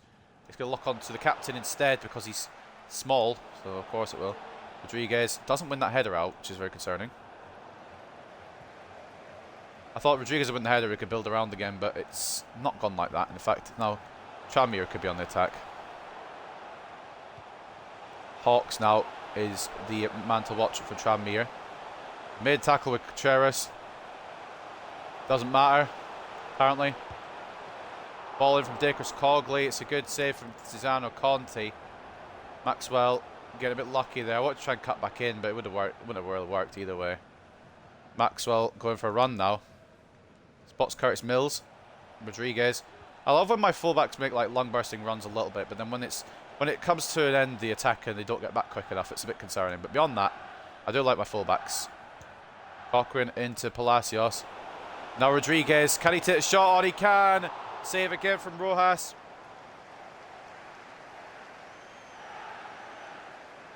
Bloody hell. I mean, it's been end to end so far. I reckon we've had the better of it, but it's definitely been end to end. This team feels a lot better than what it did last year, obviously. When players have grown and we've got some new faces in, but still, it feels a lot better. I feel a lot more confident that we're going to get something out of this season. Whether it be playoffs or even somehow, by some miracle, it would be autos. Roberts, Mills. Back into Roberts. Try to find a way through, but the Tranmere defence did very well there just to keep an eye on our attacking play there. Fair play to them. Ball goes out to Bristow. Blocked by Maxwell. Can't do well under the pressure here. Good save, Conti. The pressure was on there. Maxwell couldn't handle it with the players around him. Couldn't find a way out of it. But Conti bailing us out again. I tried to hoof it with Maxwell, but didn't really give him the opportunity there and got caught. But it's corner Tranmere. Been end to end so far. Wondering where the first goal, if a goal, is going to come today. Wondering where it's going to come from. Curtis Mills with another tackle for another Tranmere Rovers corner. Tiziano Conti, 2 saves so far. Still a lot of faith in this man, even if he has hit his potential. And even if he hasn't hit his potential, I mean, it says he has, but he still could outgrow it with some good performances. We saw that with Yuri and Timber. I wanted Conti to come out there, but Contreras, big enough and strong enough to handle that. No long burst and run by the Welshman, Curtis Mills. Harry Howell, all on his own. Can he finish it for 1-0? He can! What a run from Curtis Mills. And a perfect ball across to the number 48, Harry Howell. He might not be around for a long time, but he's here for a good time. And he scored to make it 1-0 on the counter-attack. What a finish from Harry Howell. Curtis Mills, all the work from the Contreras clearance. But the ball was perfectly placed to Harry Howell's feet, and he just took all the time in the world. He had all the time in the world to thunder that into the right-hand corner, and we are 1-0 up. I didn't check Tranmere Stadium's name. We don't care. 28 million from Malacia. Mendes, 60-72. I don't think Mendes were that much early, but yeah, go for Malacia then. He'd be a good option, I would say, anyway. But I mean, there's anyone else you would want to sign, and you choose as well. But I would say Malacia's a good signing. Good potential on him. Probably grow into that Leicester side quite well. Will Tranmere equalise immediately? Nope, Palacios gets it away. Doesn't get the ball back there. And I don't know how. It's a good save from Conte again. It's more or less at him. I'm just curious how I didn't get the ball here from Palacios. I've gone in for the tackle. Have I not? So I've tackled. Oh, well, there you go. Case closed. Thought I got the ball there with Palacios, and it turns out I did, but not all of it because it went through my foot. Conte at the ready again. We are massive. We fucking are. This might be the season. I may even cut out playable highlights at some point if it's going to fuck us over, like it did with Carlisle. It does mean going back to the old 4-game format, or maybe in a 5-game episode potentially. I don't know. Contreras. Right, nah, I've been fucked over there. I've been fucked over there with Contreras. Tried to clear it. He glanced at. Well, okay, it's off his knee. I was hoping he'd header it, but it's got off his knee somehow. I guess it was too low to header, obviously. Already signed him. Fair enough. Should be a good option then. And you've got James Justin at fullback as backup as well. Not as good as he could have been in terms of potential, but he's still a solid option. That's if you haven't sold him. Conte catches that and we'll go again. We're good off the counter. Our boys in black and red today. Usually blue and white, but Cochrane's gone the wrong direction here.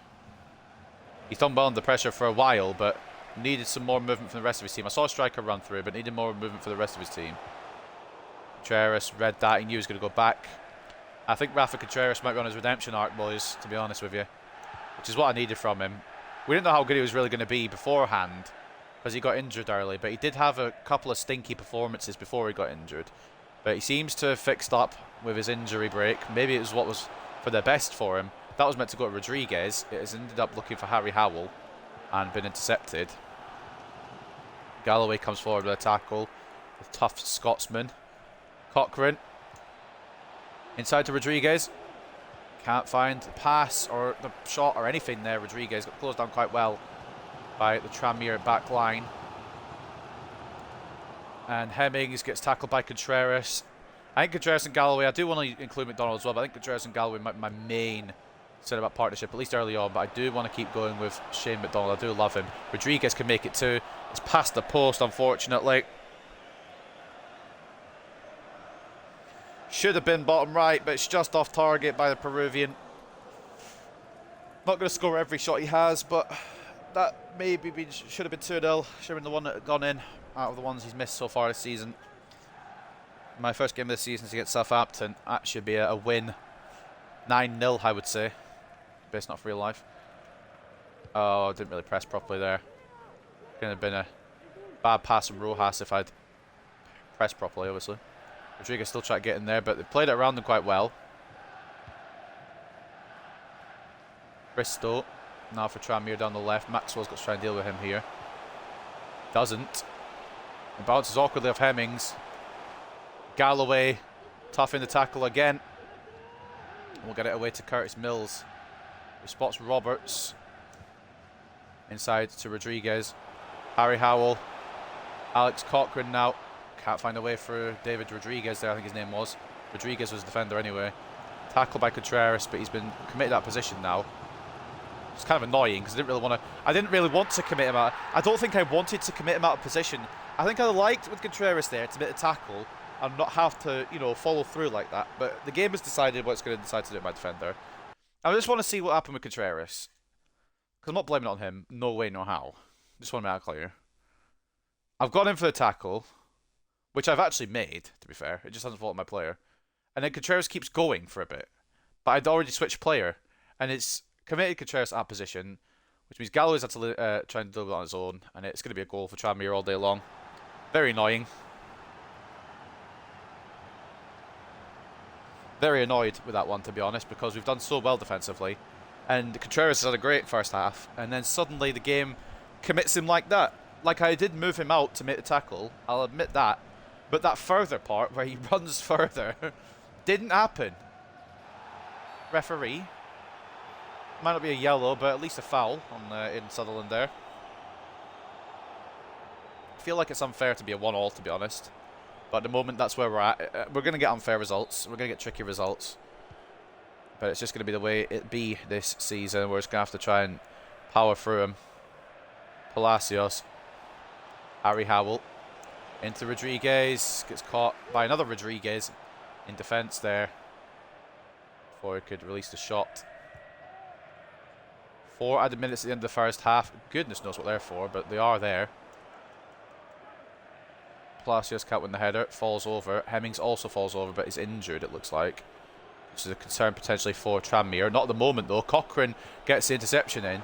And it's now Rodriguez. And there's options here for Rodriguez to pass to. Curtis Mills will make it 2-1. Now, it might be a bit unfair that we've retaken the lead, to be honest, but I don't care. It was unfair that, like, Contreras got fucked over. Hemmings went down with an injury. We've taken advantage of it. It was good pressing. I think it was by Mills initially in the first place. Plays it to Rodriguez, who makes the run down the right. Back in to the Welshman, who finds it bottom left. And we lead heading into half-time. I think it's probably the right result to be leading into half-time, to be honest with you. I feel like it's been a little bit lucky that Tranmere got their goal. But it's the way football goes. We're not going to keep many clean sheets this season, I'll tell you that firsthand. Because clean sheets are more or less impossible in this game, whatever you do. You could have the prime AC Milan defence. You won't keep a clean sheet. Hemmings has come off with that injury. So it might be something serious, but we will see, potentially. But that will be half-time, straight before the break. Curtis Mills putting us ahead. Not only that, but Hemmings with the injury for Tranmere really changes the complexion of this game a little bit. Yeah, you know what? Just promote their player, even though we're the ones 2-1 up. Do that. Howell and Mills for us, Jolly for them. 2-1 at the break. I'm actually going to check Tranmere's stadium name while we're at the break, because I should know, because we literally played them last season here.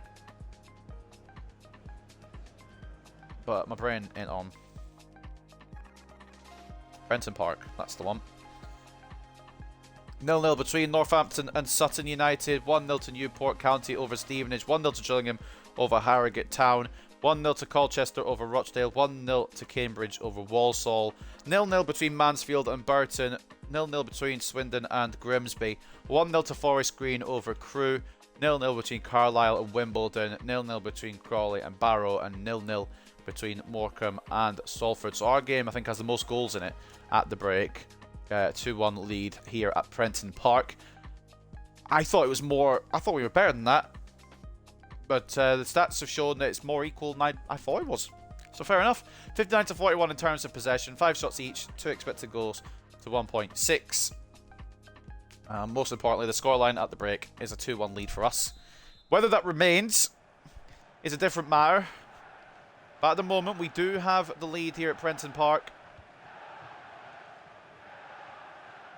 Hemmings did have an injury. He's gone off now.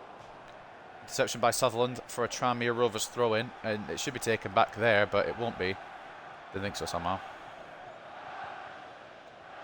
Cheating with the throw-ins, the bastards. Burton tried to tackle him, but Maxwell's just been... Jesus Christ! Fucking hell, they nearly scored with a slide tackle on Dave Maxwell there. Conti had to be aware of that one. Fucking hell, if that had gone in, I'd be fuming. But I would have laughed as well. Like, I would have been annoyed because it would have equalised, but I would have laughed because it would have been funny. Oh, mate. Unlucky for Maxwell there to get tackled like that, but fortunately, Conti on guard. Roberts will head it to Harry Howell. Doesn't have a lot on, and that's a foul. And it's a straight yellow without even thinking about it for Paul Lewis. Bit of a coming together. Harry Howell did get it and tried to keep it under his possession, but yeah, it's a poor tackle. And a yellow card for Paul Lewis. And it does mean a foul and a free kick for Ewan Galloway to play off to Contreras, and we'll try and play it down the right here. Roberts into Mills. Rodriguez has got a bit of space here. He's got Harry Howell in support. It's come off his right foot and it's straight into the hands of Rojas. Should be 3-1 really, but it's the weak foot's let him down. Rodriguez. Mills. Bad pass there. Roberts tries to intercept. Roberts is out of position again. I know what they want to try and do here, and I knew they were going to go try and go that wing. Whether I was trying to defend it would have been a different matter, but you know, I put the player there, and somehow it hasn't ended up in a goal for Tranmere. I knew they were going to go down the wing, and I was hoping to get to it with Maxwell. It went to it with Contreras, which is absolutely fine, but then it just bounced off him rather than me actually being able to do what I want to do. Cochrane gets fouled, in my opinion, but the referee says no. Contreras closes it down again. We'll be committing with Contreras there. He didn't get fouled. I just feel bad for Cochrane. He's brand new to the league. Give him a minute. I've passed the ball off well before I've been tackled there. That's okay. Cochrane. Inside to Rodriguez. Harry Howell is there. They're leaving him open for some reason. Or he scored once today. But apparently he can't pass a parcel. So that's fine. Sutherland wins it back though. Howell into Cochrane. Could it be Cochrane's first goal in Hartlepool colours? It's a good save from Rojas. Maybe bring on Moffat in a little while. Lewis already on yellow. At risk of maybe even going for a second yellow probably at some point. They're bringing on Miri for him just in case. Now, I'm not even going to cross this in because I just know it'll go to the wrong player. So what we're going to do is we're going to play it short and we're going to try and work it in because it just feels like it's going to be an easier movement here. Howell around to Maxwell, who I tried to move the ball, but it just didn't move. It just stayed at Maxwell's right foot there. Sutherland can win this, does win this. Mills can't win it though, and it will go back into Tranmere's possession. And now it's a problem here. But Contreras solves that problem. He is very, very good. And he seems to have got those demons of the first season out of the way. And like I said, maybe the ACL injury was a blessing. Roberts into Mills. And it was not who it was for. And it's going to be judged to be offside. There was a left striker who was in a lot of space. As you will see here, Harry Howell, in perfect amounts of space, is who I was aiming for. But has decided otherwise on this occasion.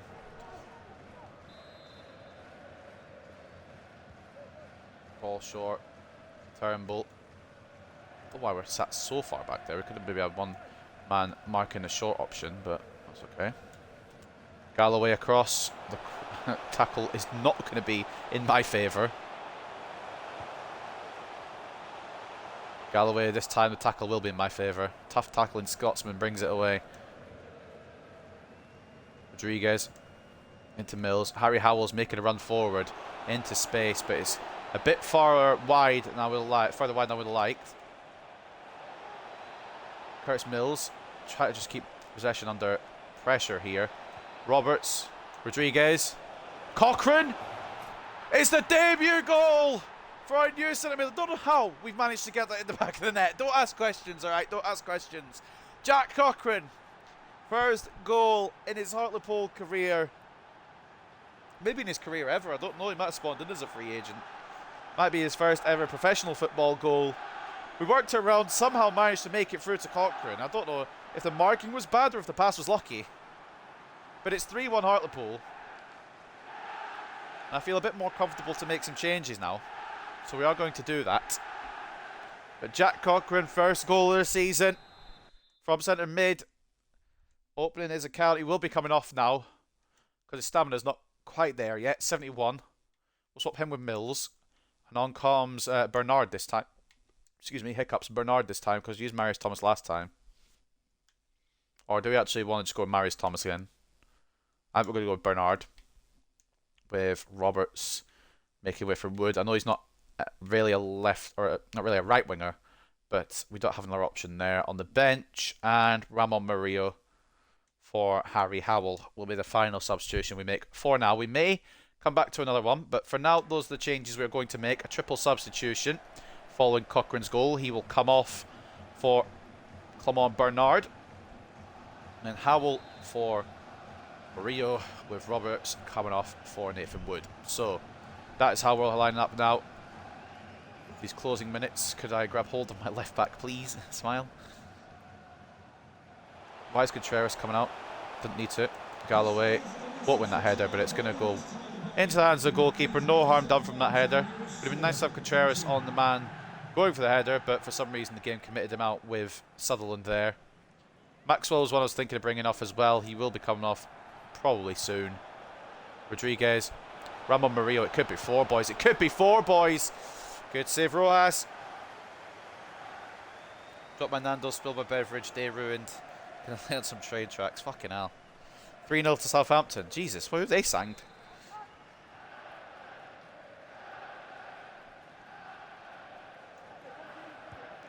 Close to Rodriguez. Maybe not the close option I would have liked, but it's a close option I got. Contreras turns, tries to shoot. Deckers Cogley with the tackle. The fact that he's 6'6" probably slowed down the whole process there. Contreras, good tackle, but we're not going to keep it. Well, Maxwell will do a job, and I think we're going to bring off Maxwell and Contreras for McDonald and Moffat, and of course that'll be us at our substitutions.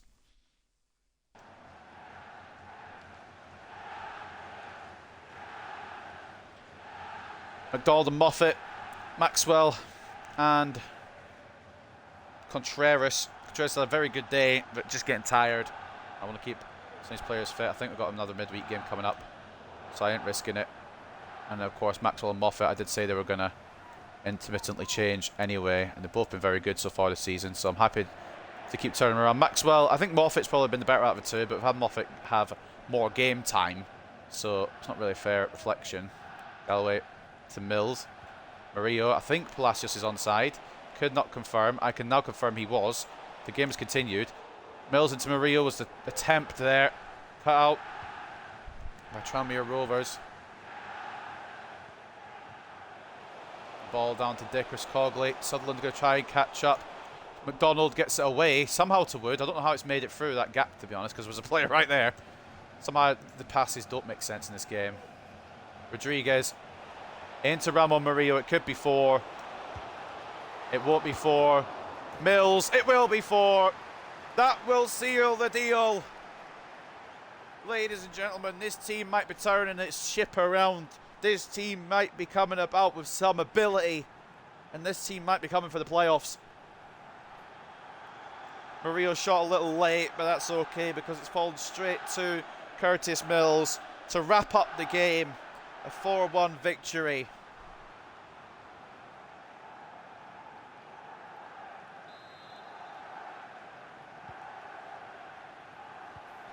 Not long left, but it is 3 points added to the tally for Hartlepool United. Tranmere could score 1 more, they could score 2 more. It won't matter. If they score 3 more, then that'll be a bit of a problem, but they don't have the time. A big, big win over a team we couldn't find the better of last season. And we've absolutely battered them this season. It could be 5. It could be 5! 4 more minutes of added time, and what a finish from Carlos Rodriguez. This team is him. This team is him. The Tranmere fans here at Prenton Park don't know what's hit him. That's a beautiful ball through from Nathan Wood, and Rodriguez has taken that like a striker should be. Most of the time he takes him either on his weak foot or doesn't take a shot until it's too late. But on that occasion, that's perfectly rolled in, and it's another one for the Peruvian. And my God, this team is cooking up something special. I don't want to change the sliders just yet, because we are only just winning now after a season of losing the majority of games. But my God, I love it, and I think I deserve it. Donald managing to get a touch before Mary took the shot. I thought I'd defended it with Galloway, but it didn't seem to be. Look at that. That's a striker's finish from Carlos Rodriguez. That's such a good finish. He's just caressed that to the bottom left with so much ability and so much poise. And that will end the day. We're just going to boot it clear with Conte. Cracking day of football for the boys in red and black. And it is a 5-1 victory. What the fuck? Who fed these boys steroids then before the episode? Put your hands up. Own up. Fucking hell. That was a great game. And not just because of the result, just because of the plays we were making, the movement we were going with. We've got some very good players in the squad. That man is one of them. And if we don't get promoted, he might be on the outs too, depending on his potential. Contreras seems to have come back from that injury and played better. I think Contreras and Galloway, McDonald of course is very reliable. The rating lets him down a little bit, but I think the main partnership, at least for now, will be Contreras and Galloway because they work very well together. Both tough tacklers.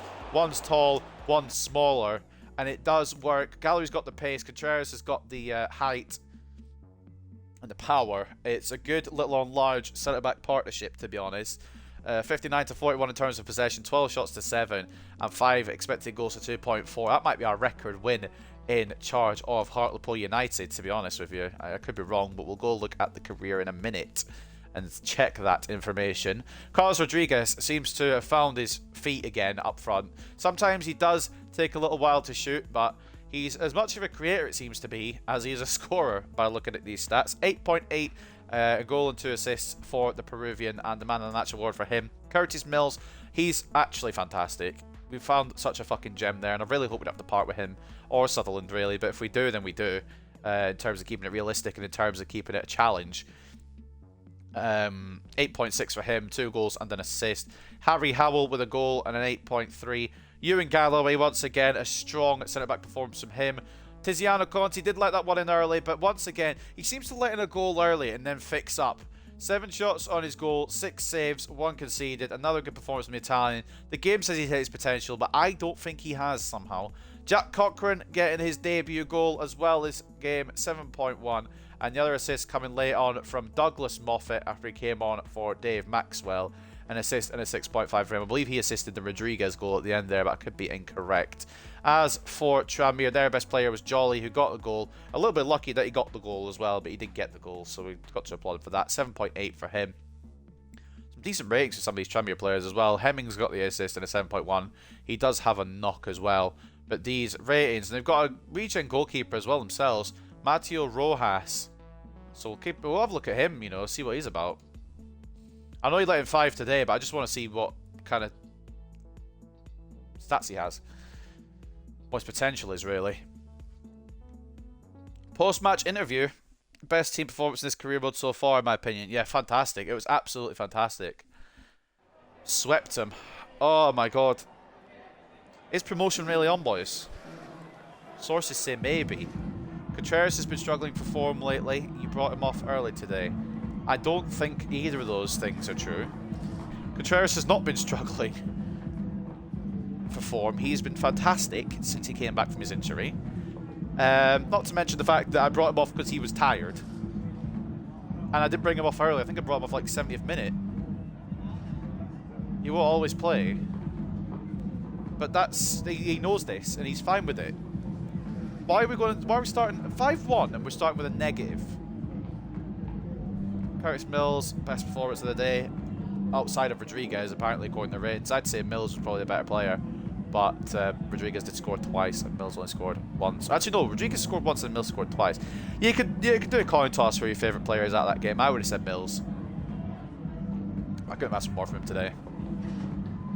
But both were very, very good. In fact, a lot of them were very, very good today. And ultimately, it does mean that we win with a very good scoreline. So that's all that matters to me. Ended up being a very comfortable 90 minutes. Were you surprised by how comfortable victory that was? I mean, defending gave us the platform. Defending was very good.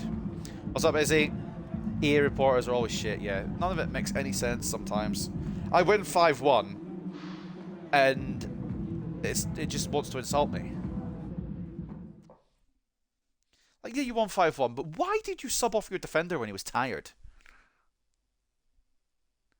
A transfer offer for an actual real player. I want to try and boost this a little bit, but I don't think we're going to get much more than 190k for him.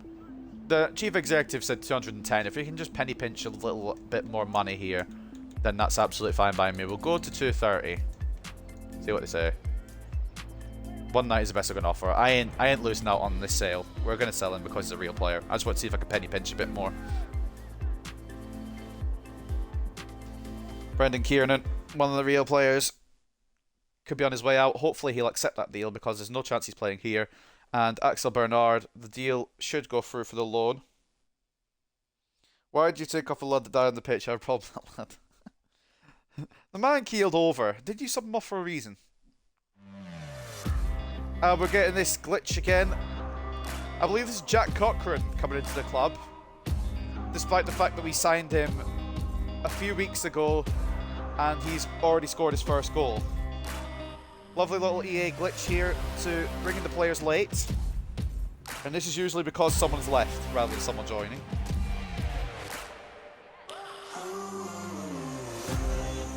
But we already know about Jack Cochran. He's been in for a good while. And it's because Axel Bernard has accepted the loan move for the season to Südtirol. Could be a decent player, but we've got a lot of wingers, so we're just trying to give some players chances to grow out with the club to see which ones we want to go with long term. No more offers, I don't think, in between. Oh, there is another departure, and this looks like Kiernan, one of the real players, will be exiting the squad. Nothing against you, fella, except you are 30 years of old. 30 years of old, yeah, alright. He's 30 years old, 59 rated. That's the only problem I have with him. He's also a real player. Any other time, I might even use him for a season or two in a Hartlepool career mode if I was doing a proper one, but he's not very good, is he? And he's 30 years of age, so he won't grow above 59. We could have got 200k. I mean, I'm not penny pinching 10k. I know I tried to penny pinch a little bit, but I'm winning a lot, doing loads of slide tackles to prevent the opponent from scoring, and the reporters are like, why are you so aggressive? Are you trying to have bad form? It's so silly. You're playing well, but we don't like it. Why? Palacios offer from Chindia will get rejected. I'm not selling any of the Youth Academy players. I'm loaning them out. Curtis Mills. We've got our first international duty. It's gone to that screen. First international call-up, which means we will be without Curtis Mills for, I believe, the Swindon and Mansfield games, which is a little bit scary, but that's why we've got the depth in midfield now to not worry about that too much. But the first call-up, that's a big deal, which might be the title depending on how we go in the rest of this episode. But Curtis Mills going up for Wales, that's big. That's a big bit of news already. Only season 2 and we're getting our first call-up. Just shows how good Curtis Mills is. And I think the reason that Sutherland hasn't got a call-up yet for Scotland is because they've got Andy Robertson, so I don't know when he'll make it. Nathan Wood wants a chance at left wing. He'll still be about. He's behind Palacios in the pecking order. But he thinks because I sold Kiernan, who never played, he's going to get into the team. Up next then, Forest Green. I believe we've got Forest Green and then Swindon, and that will end today's stream. Which, it ain't been a bad stream, to be honest. It ain't been a bad stream at all. We did lose in the Carabao Cup and Pens, but that's fine. And we lost to Carlisle on playable highlights. But looking at the table, we've actually not had a bad start. We're in 10th. Plenty of goals at both ends, as usual. 5 of them came from Morecambe, so from that, it's not actually been too bad otherwise. And we are on 6 points, just outside playoffs. Mills nets brace as Hartlepool grab win over Tranmere. Mills got his name on the score sheet for Hartlepool United in their 5-1 win against Tranmere Rovers. Celtic won, yada yada yada. All these teams win. I don't know why this doesn't interest me at all. Player of the week, have we got any in there? Curtis Mills, of course, makes it. But Ewan Galloway making it in as well from a defence. Fantastic for him. And look at him, showing great potential still. Only 5'10", but definitely a general in that back line. Crazy he started as a striker. So up next then, Forest Green, who will probably beat us. I'm just going to be straight up. Will probably beat us. They're probably one of the favourites to go straight back up. They're the only team that have won 4 in the bounce. They're 4 points clear. Yet to drop any points whatsoever. So I'm expecting an L here. I'm fully expecting an L. But putting up a fight against Forest Green could be fun. And I was going to give Duncan this game. But I have more faith in Conti for the bigger game. So Conti will stay in for this one. And we'll give Duncan the game against Swindon if I remember, which hopefully I do. But we're more or less going to go with our best team because we have to, really. Although I do want to start Mario at some point. We're going to start Mario today. Maybe a dumb move, but Harry Howell off the bench could be a bit fun as well. And I want to bring in Thomas or Bernard a bit more as well, but for now we're going to go with that because we need the best possible team we've got. So that'll be the team today. There's so many people I'm forgetting in the reserves as well, by the way. We've got so many players that are getting just left out. I don't know why nobody's coming in for them, to be honest. Nkosi will probably eventually get so upset that he leaves, but he should know he's a backup left back. And backing up Sutherland is going to be a very difficult job, but somebody has to do it. But also, I just feel like, why aren't I getting offers for these players? It's fine. We've got to go with the best team we can here, with the league leaders coming to Victoria Park. Conti in goal, Sutherland and Moffat as the full-backs, and Sutherland captain the side, of course. Contreras and Galloway, the centre-backs. Cochrane, centre-mid, with Mills playing slightly attacking, which actually, I said earlier, might not be as good for him, but he's proven me wrong. He shut me up, and it's actually worked wonders. Curtis Mills at cam. Palacios off the left, Roberts off the right, with Murillo and Rodriguez up front. I feel like a right-foot striker is needed to point a left-foot striker sometimes, and that's what we're going with today. They've got a very good team, still got some of the players they had from League 2 the first time around, and some League 1 players from League 1 level players, I should say, from last year, so I'm a little bit scared. They're probably one of the favourites to go up, to be fair, so it's going to be a task and a half. But it's a task that I'm willing to take on with this team playing a little bit better than what it was. Matthew Stevens. That isn't Matthew Stevens, that's Curtis Mills. But Matthew Stevens of Forest Green has got 4 goals in his last 3 games, so he's the one to watch. By the way, in my United career mode, I lost the plot and then started injuring Madrid's players. Ended up getting a late winner. I have to play the final with 8 key players out. Oh dear. Lost 4-0 to Southampton, lost 2-0 to Everton. I feel like the signings haven't gone well so far then. I'm wondering if a striker maybe needs to be signed. Because it's Vardy, Iheanacho and Daka, I think we've got, aren't they, at the start. I know they're decent, but they'll decline. Or Vardy will decline. 4-1 win this. I don't have any confidence in this team this game. And I do love this Hartlepool team that we're building, this unit that we're making. But Forest Green are different class. Only team to win all the games so far, only team to not drop points. We could be the team to change that, but at the same time, in all honesty, I'll be happy if we don't ship a boatload of goals, to be honest. If we can get a point here, I'm overly happy with that result.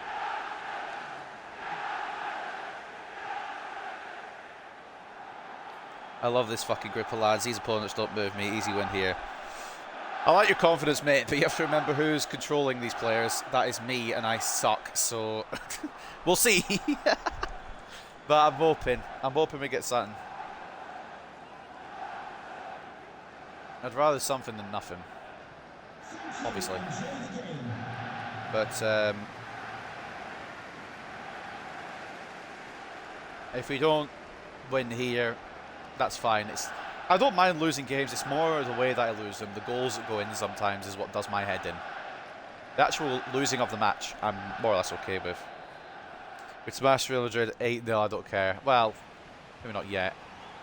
You are stinky, good point. Right, it's meant to be mean. I mean, it's true, but it's meant to be mean.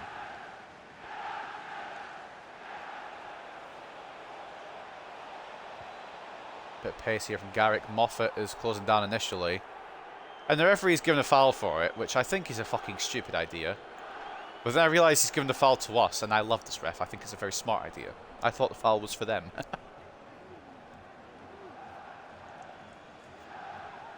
Bit of early pressure from Douglas Moffat there, who does look quite good. Him and Maxwell seem to be growing at the same kind of rate. But I think Moffat has the potential advantage on Dave Maxwell, so using both of them will be the move. This ref is a genius. Always loved referee, what's his name? Will Finney. Always loved Will Finney. Never heard of him, but, you know, I always loved him. Moffat. Roberts. Moffat's going to make that overlap and run. You love to see that from him. Rodriguez. Murillo. Please. Oh, imagine if we took the lead.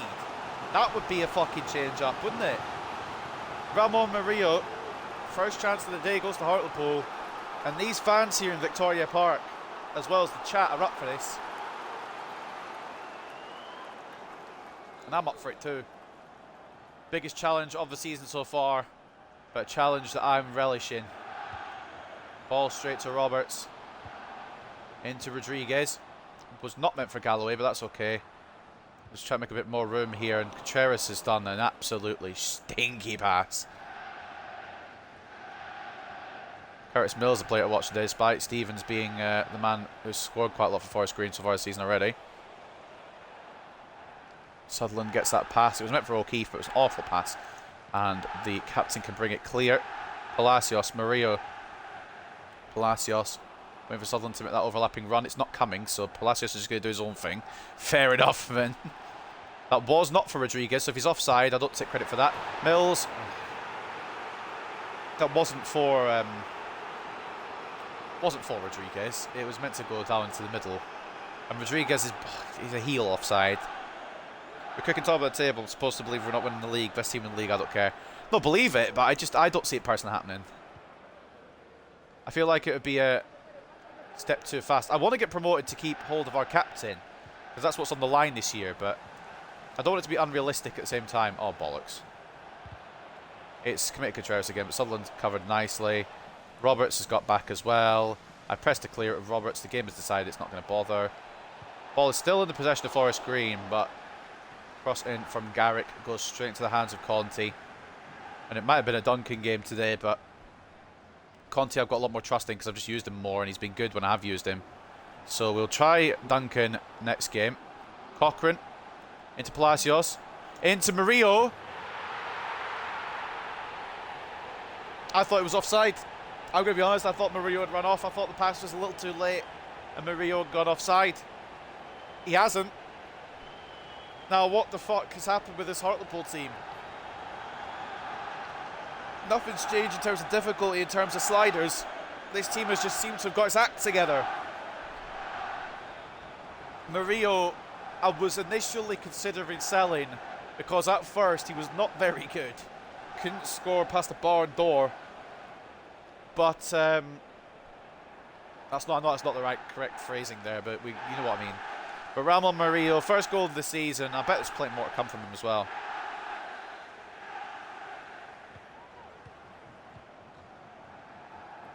He's appeared in every game in some capacity. He's given assists. He just hasn't been able to find a net so far this season. He has now, and there's definitely a potential player there. You've got to credit Jordan for wanting to scout Argentina. Shot is awful from Brown there, and Conti can gather. But now we've got a lead against the league leaders. That's a foul on Moffat. I don't care what you say. The ref isn't going to give it, and he's not even giving an advantage either, so I don't know what's happened there, but we've kept the ball under pressure. Okay, and that's gone wrong very quickly.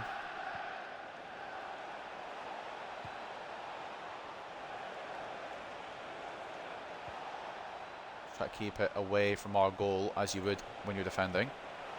Perfect sense. It's not going to happen. Conti. Good save. Stevens got a little bit of, I think it was Stevens, I'm not sure if it was. Got a little bit of space away in the box there. And Conti came out and closed it down immediately. The Italian does not wait around. Looks like it's going to be a short corner here from Charlie Savage. Thankfully we've got someone named Curtis Mills ready to watch in case it is Brown. Ball inside. Mills hasn't dealt with it at all. It's a save from Conti. It's a spill from Conti. And Stevens nearly stolen, but Conti able to get hold of it. You don't see Conti doing that much, spilling the ball, but luckily equal to it. Sutherland just taking his time here, looking at what's down the pitch to be able to pass to Jack Cochrane now. Could be 2-0 if we don't watch out. Cochrane! Oh, off the post. It nearly was. Nobody closed Cochrane down. There was nobody in the midfield or in the middle of the park to play it off to. So Cochrane decided, fuck it, I'll take it on myself then. Nearly 2-0 against the league leaders.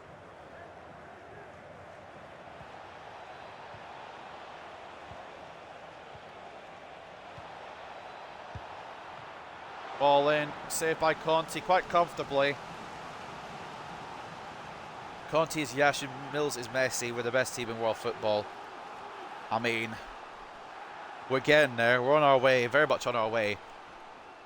I'm going to be honest, if we get promoted this season, it's a season earlier than I expected. But I'm also not going to be unwelcome to it either. I thought we'd get, like, my thinking was this season we'd get playoffs, or maybe towards playoffs. And Jesus Christ! Oh, fuck off! That's what I'm conceding. I was about to say what we're gonna do in this season. Now Forest Green have equalised.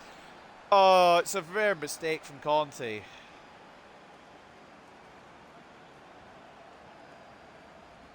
think it's deflected off Contreras and tried to clear it off the line there, but it's just not in time. Small deflection from Contreras. Conte's tried to deal with it, and Sutherland's tried to clear it off the line. It's unlucky. 1-1. Don't feel like deserve it either. All I know they're the best team in the league right now, but I don't feel like I deserve it. I feel like we've been clear, but it's just that matter of we're going to concede a goal every game, whatever happens, kind of thing. Clean sheets are impossible. That is on Conte though. I have to blame Conte for that one. I don't blame Conte for a lot, but has to be dealing with that better. I tried to get up the line with Sutherland, but couldn't. Moffat.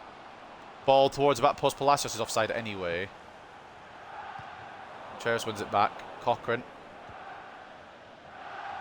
Mills. Tries to take on Caib there, but it doesn't work out. And maybe we run out of steam early in this one. Maybe we know that we're going to get beaten and we're just letting it, you know, letting ourselves enjoy ourselves before the inevitable Forest Green goals come in. Conte has been solid apart from that concession of the goal there. That is on him fully. And I think it did deflect off Contreras as well, which didn't help the path of the ball. But ultimately, should be doing better, even if he has, you know, got hand to it. Just try and direct it away from the goal. Sutherland tried to save it off, from going in, tried to clear off the line, but didn't happen. Cochrane, Rodriguez getting closed down. Mills, Cochrane again. He's going to get closed down as well. They're just all sitting back here. Rodriguez. There's a reason they've only conceded 2 goals this season, Forest Green. Cochrane makes room. Oh, just past the post. Fuck off for getting relegated. These players are shy. You really are one of those football fans, aren't you? Thought Cochrane had made it 2-1 there, just the wrong side of the post. Taking points off of Forest Green is what I would have, like, what the best scenario would have been anyway. So the fact they've equalised, I'm not surprised, but at the same time, it's annoying slightly because they don't deserve it. Contreras wins the header. Murillo. We find our one before the break. Not if it goes to the wrong player like that did. Contreras doing everything he can to prevent that from going through Forest Green again. May get one more move before the break. Never mind. Oh, Mills picks it up. Murillo. Rodriguez is making the move through. It's a poor pass from Murillo, and that will be 1-1 at the break here at Victoria Park. A bit unlucky, I would say. I mean, Forest Green, yeah, they're Forest Green. They're going to score. They're top of the league. They're always going to be a challenge. But I feel like we played better today. We don't deserve to be equal with Forest Green at the moment, despite that being what I wanted at the start, at the very most.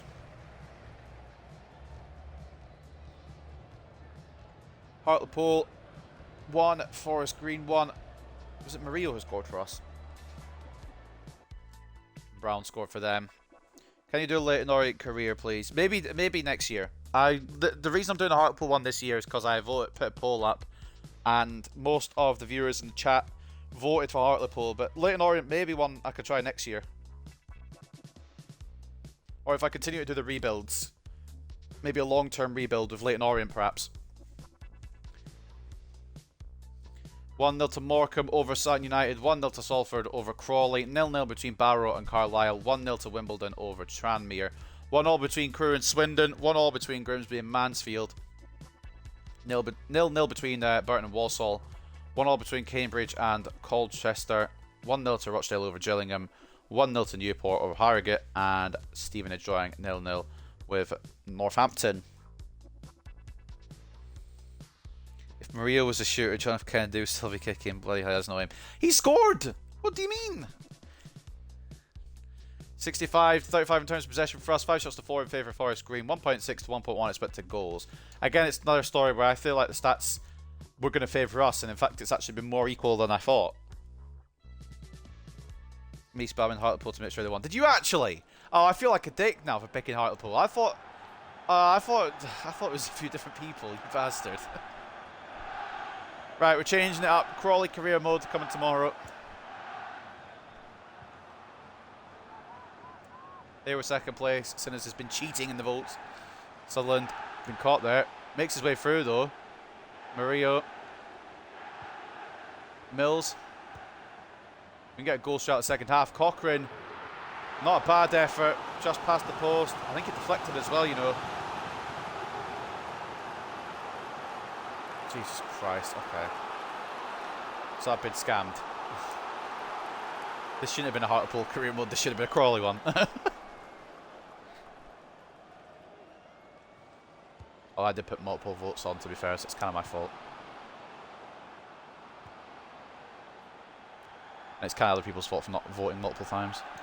Contreras, Sutherland, Murillo.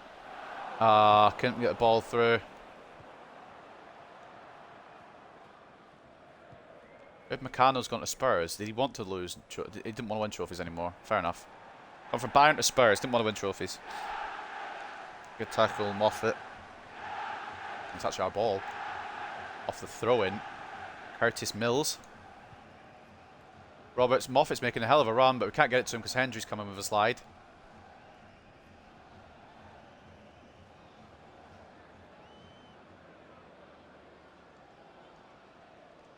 Roberts to Mills.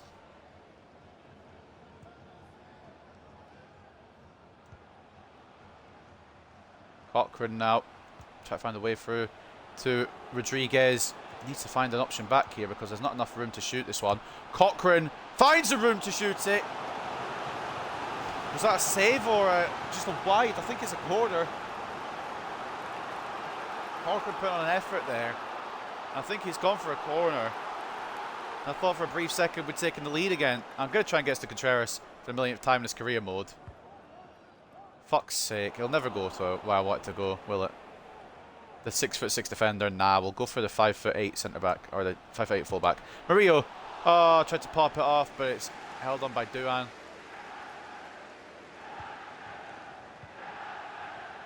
Just like, you know, to cross it to the tall centre back I've got in the area.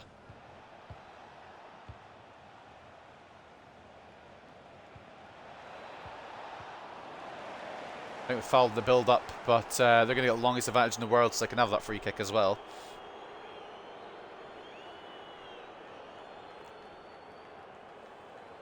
Lovely jubbly. I mean, it's the longest advantage you'll ever see. I'll never get one that long.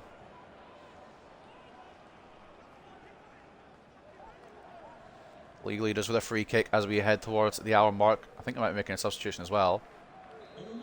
They are. We'll be making our changes soon. If we can get a lead here before we do, that'd be fantastic. But even if not, so just preserve stamina a little bit. I believe that's offside.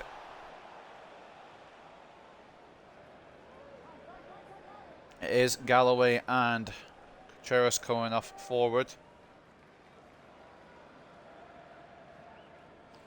Voted 15 times. Mad.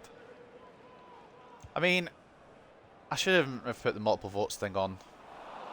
But at the same time, I did want to look quite a few votes just to see who wanted what. Oh, bollocks off, mate. Good save, Conte. That was fantastic from Tiziano Conte as near post. I thought the defender had made the tackle. He hadn't. Cochrane gets a little tackle there. Palacios continues on.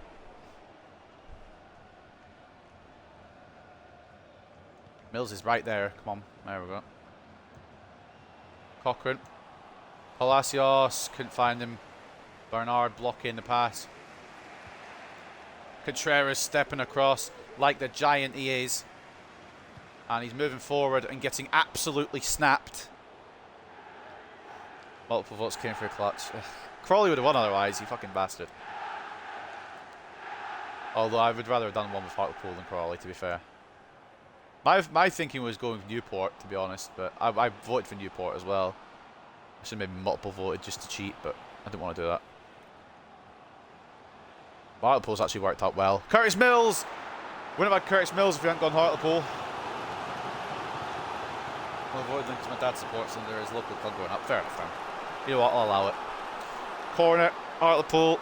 We might just have to have these guys do the full 90 because We are on course for a potential winner here over the league leaders at Victoria Park. There's no point me having Contreras in the box because I won't go to him anyway. Rodriguez. Ramon Murillo. Galloway used to be a striker. No, he's not. Just for a reference. Sutherland! Oh, good save from doing again. Captain.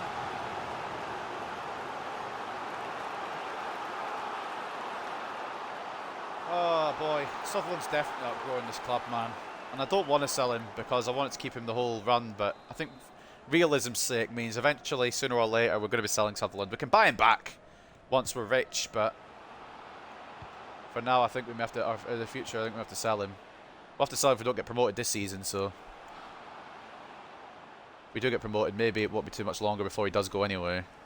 Or maybe he'll be a loyalist, but I don't really want a 90 rated player in League 2 or Championship or whatever, wherever it'll be. I don't know wherever it'll be. Like, if we're in a Championship, I don't want a kid who's like 95 rated at left back, you know? Oh, Cochrane sent him to the floor. Go on, Cocky. Go on, Cocky! Oh, it's been blocked. I can't call him Cocky. I mean, I could. But I won't. Multiple occasions. I think what would help is a bit of Harry Howell, you know. I bet Harry Howell could see this one out. Sunderland is miles better than everyone at the club. He may need a move. I mean, maybe. I read that as Sunderland. I don't know if you put Sunderland, but I read that as Sunderland. Sutherland is what I'm guessing I meant, or you meant, or something meant. I don't know. Sutherland was obviously the intended name choice. Oh my god, he slid in like a fucking paratrooper there. Don't know how he'd slide in like a paratrooper. Cocky is a mad nickname. That's his nickname now, I'm afraid. Oh no, we're going to have to... Poor Jack Cochrane, he's come in and he's already called Cocky. Harry Howell coming on, just a bit more ability and agility up front. A bit more fresh legs to try and find a winner. Very upset if we do lose this one now, because we put a lot of effort into this one. O'Keefe has shoveled it off the pitch. I don't really know what his thinking was, but it hasn't worked out long term. So Sutherland's latest chance, doing with the save again. Cracking save from him, to be fair. Should have been 2-1 there. Oh, are we lagging? Okay, no, we're good. I thought we just lagged a little bit. I pressed the wrong player. Oh, thank God. It went to Contreras. I thought for a second it was going to go to Sutherland. I panicked. It was meant for Sutherland. I'll just be straight up. I'm glad for once it went the wrong player. Cochrane. Making a good run here. Mills. Couldn't find Rodriguez. Mills wins it back though. Mills. Rodriguez. Oh, fuck it. Should I just take it up with Mills maybe? I don't know. I don't know what the right result would have been there. Mills might have just been better just to shoot from there with. Harry Howell, try to press. Win the ball back here from Forest Green.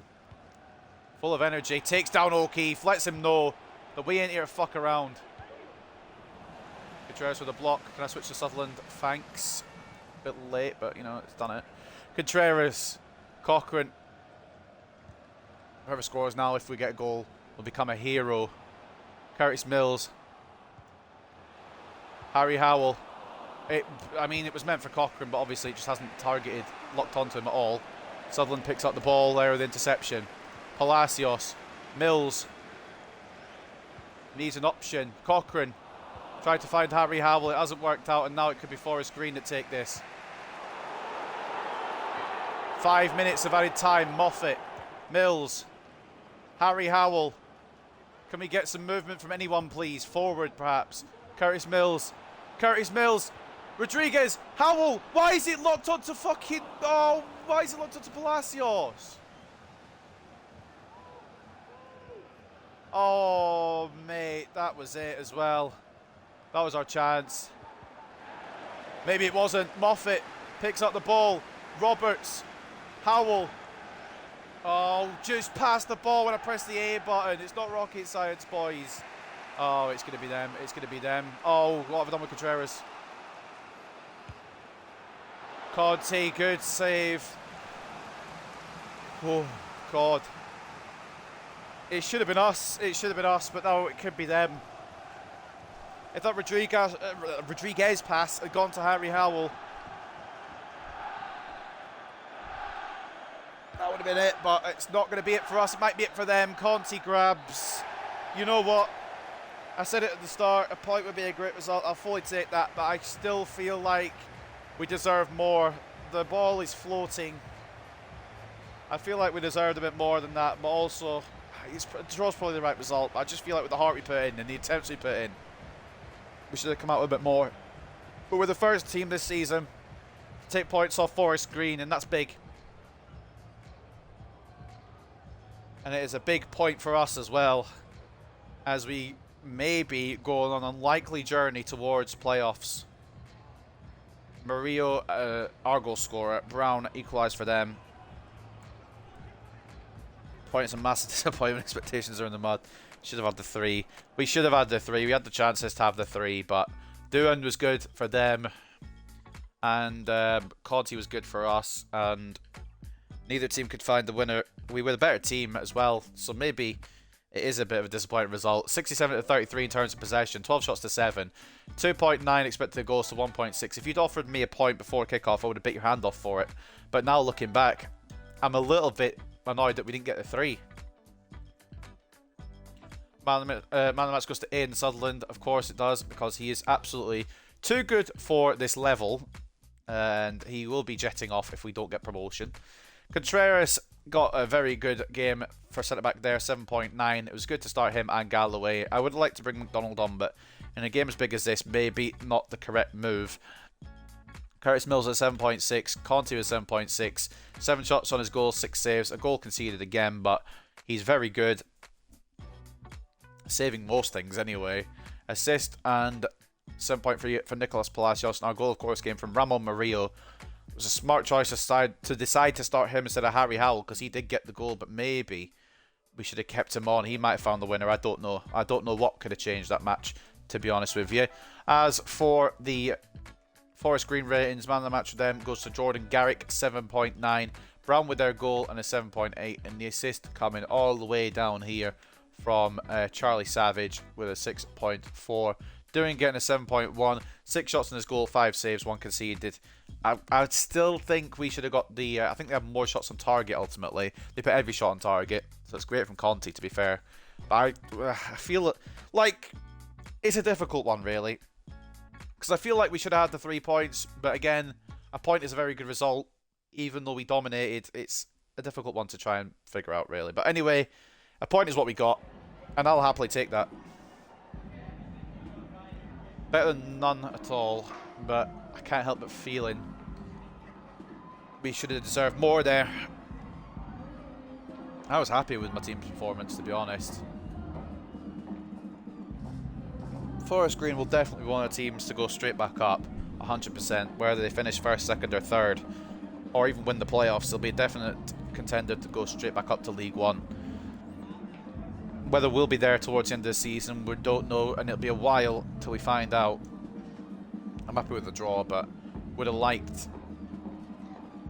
a winner, but we just couldn't find it. And I think with this team that we've got now, I don't think we need to make any more signings. Galloway was fantastic. I was considering signing another striker, but I think that would make it too easy. And I don't want it to be too easy. We will keep an eye on Canales, who was the striker we were going to look at signing. But I think I'm happy with what we've got. And I know they're a bit below rating. Rodriguez is now a 60. Does he have a potential tag? That is the question that I want to know the answer to. Where is he? Exciting prospect, Carlos Rodriguez. So he does have the potential on his side. He does have a future on his side. I love how he's sporadic, by the way, and yet plays every game. But he does have potential. Palacios doesn't have a potential tag. Neither does Thomas. Neither does Nkosi. Munoz doesn't either. Just try to think of who has potential tags, who we should be putting a bit more time into. Ewan Galloway showing great potential, of course. Logan Duncan doesn't have one, but he might get one eventually. Ethan Roberts, great potential. Jack Cochran doesn't have one, but he could down the line. I know Ochoa has one. And the man's already gone up 3 on his loan. Is the MLS a Farmers League? The answer is yes. But, like, mad. Fran Ochoa might need to call him back sooner than expected. He did have a potential tag, but I can't remember what it was. But Fran and Shaw might be the man to take over that left wing spot when he comes back, which was the plan anyway, but it just didn't feel right to use this season. My God. We may need to call him back, perhaps. I'm disappointed that Mills doesn't have a potential tag, which means he's probably going to max out at about 70, 75. But he's an early legend in his career mode, and he might make it to the end, even if it means dropping him to the bench.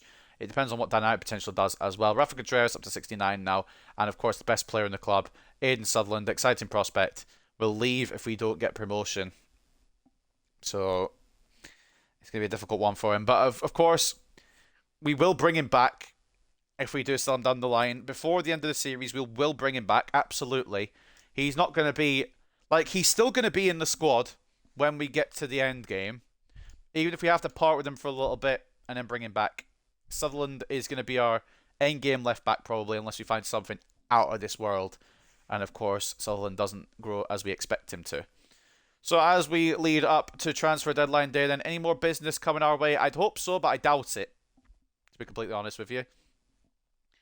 Earlier in the year, we set out to finish with at least 860k profit in the first transfer window. We now received a preliminary financial report, and we can confirm I can't read, but we've got the target anyway, and that's why I've got a green manager rating now. Martin Munoz loan offer. You know what? We'll take that just to see what he's capable of out with the club. But he just feels a 6'3" winger just feels really clunky, which is why I do want him at the club, just not as a winger, but he can't play anywhere else. So it's a difficult one. Any more offers to come in on deadline day? Jabu Tshabalala was another man we were looking to loan out. I do like him purely because he is a fucking giant, but he's clunky as fuck. So I don't think he'll be around for the long term, but we'll give him a chance out on loan.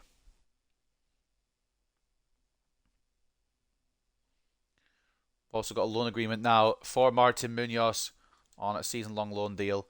And I've realised that I think I've put every right winger up for loan besides Ethan Roberts, which does leave him with no backup. I don't think all the loans will go through anyway. So it might keep us with a right winger to back up your boy Ethan Roberts if we need to. Aidan Prutti want... Spurg Beirut want Aidan Prutti. He's the player. Going to try and penny pinch a bit more, but I doubt it's going to happen.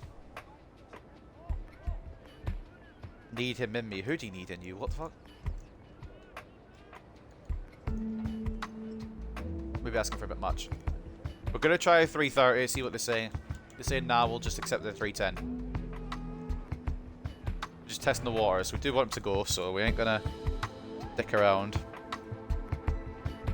Veghorst wants to stick around, apparently. Lad better work at his Chinese because he's cooked. We're not keeping.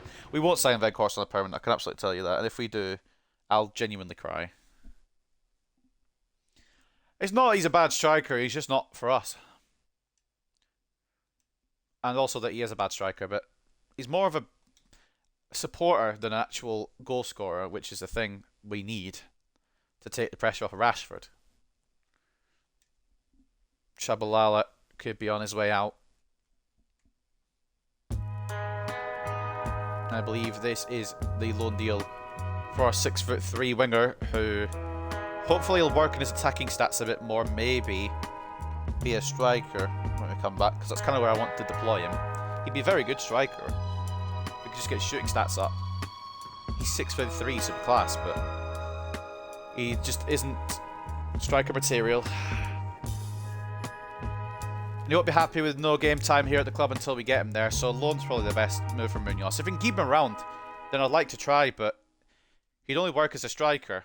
And if he doesn't want to be a striker, then we have to move him on permanently eventually. But a loan deal for now. We're getting Aussie men. Oh, I beg. I absolutely beg. And the Tshabalala loan deal's gone through. You can see on the right there, so we'll get another cutscene. This isn't Tshabalala though. This is Prutti, I would believe, because he's the only one we've managed to move on.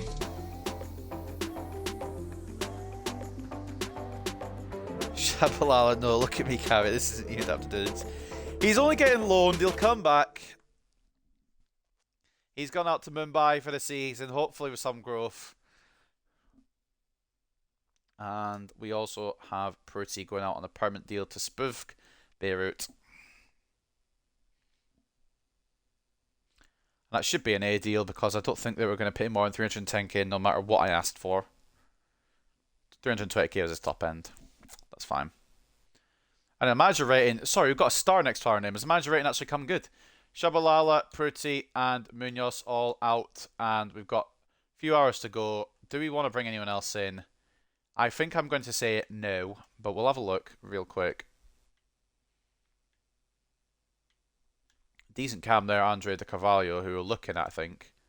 Or we were going to look at, never did. Kual, who we know from the Newcastle rebuild, he's a real player. And some of these other players look alright. But I'm happy with I think I'm happy with the squad I've got without going too over the top with buying too many players and getting too many high rated players to just destroy this league and get us top. I would like to fight more for promotion than go straight to the top. Miguel Cruz would have been a good signing if we'd found him. Fouaid Ibrahim, did we not? No, it was the Algerian guy we scouted. Kirk Logan, another Scot.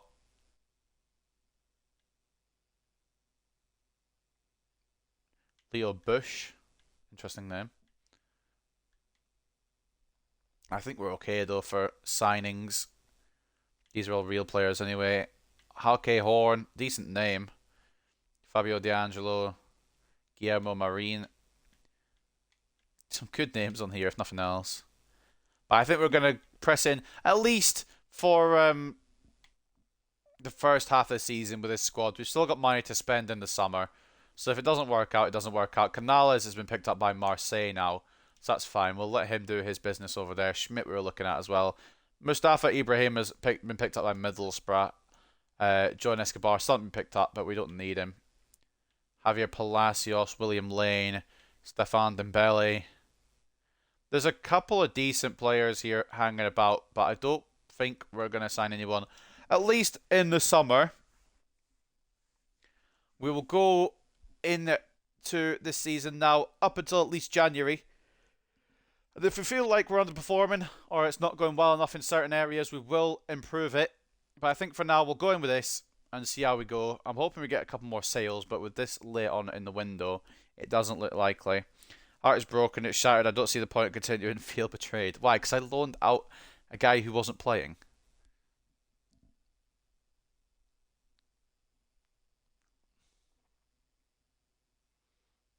And as the window closes, we move on to Swindon Town up next in the League 2, along with some youth scout reports. Yeah, Conte gets an offer after the window closes.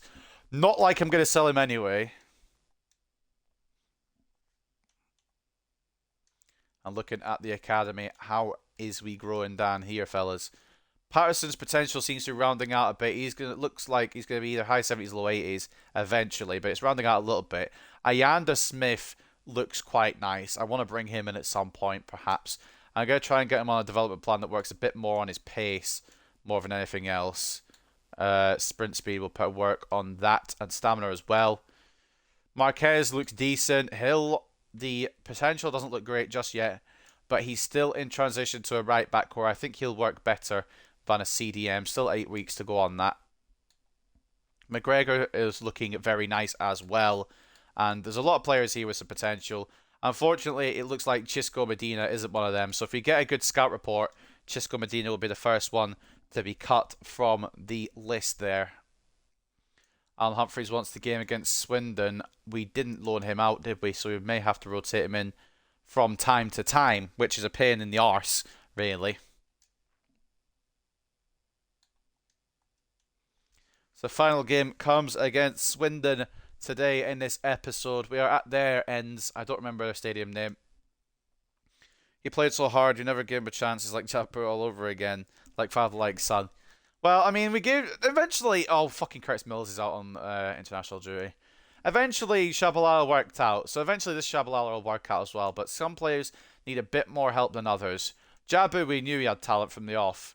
Mashengu doesn't seem to have that much from what I've seen so far, in my opinion, personally, anyway. Now, Mills will come out for Marius Thomas and come out of the squad altogether, which means Humphreys will get a move up to the bench because he wants a game, but I don't feel confident in starting him. You know, actually, no, we'll give Humphreys a start. Why not? He asked for it. He asked nicely. Duncan comes in, and we'll give Humphreys a chance. Rodriguez can come off the bench if necessary. He's the tallest in the squad, but he's also, well, not tallest in the squad, the tallest striker I think we have. He's also the fastest, was my point I was trying to make. Physically, not great from Rodriguez. Strength, may need some work if we want to make him into a unit up top, which might be the move, to be honest. Everyone else stays the same except McDonald, who comes in for Contreras and Moffat for Maxwell. We'll go with that for today. So that is the team we're going to use.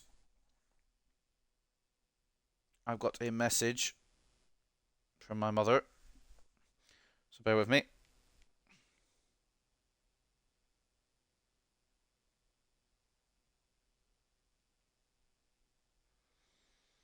Alright, we good. He played so hard. Yeah, I read that one. Never mind. Rob Patterson, the lad from Twilight. Might be. I don't know. I never watched Twilight. Forest Green efforts denied Conte, and a frustrating day for Forest Green Rovers. Fine keeping from Hartlepool United's Conte helped his side grab a hard-fought draw. Realistically, it was the other way around. I think we were the ones. I think Forest Green were the ones that were fighting for the draw. We were fighting for the win. Team of the week: Sutherland and Contreras involved. Maybe Contreras. Hold on a minute. Do you see who's at Salford? Wait. Back up. Back up a minute. This might be... What the fuck? Hold on. Lionel Messi. What? He's fucking... The game's cheating. I've had enough. Of this game. Are Salford still in League 2 or did they get promoted? I can't remember. They're in League 2. Why has Messi come down to League 2? How has Messi come down to League 2? What is this? I saw him in the team of the week and I thought it was a glitch. Bruv, nah, like... How? I'm guessing he was a free agent and they brought him in.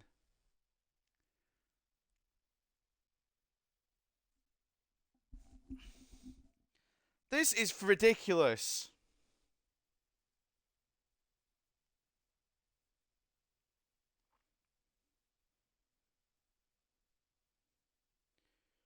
I'm in shock and awe. How have they pulled this off? Lionel Messi is a Salford. Oh my... So surely Salford have to win the league. So I just look at the team of the week casually, see who's in there. I see Sutherland in there, and I see Contreras in there. And I look at the team of the week. We go in here. Lionel Messi for like, nah.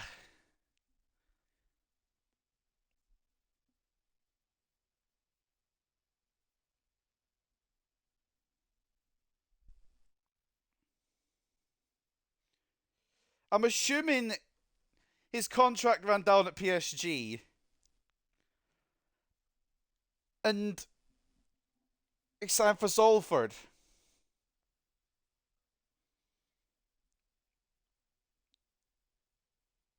I don't get it.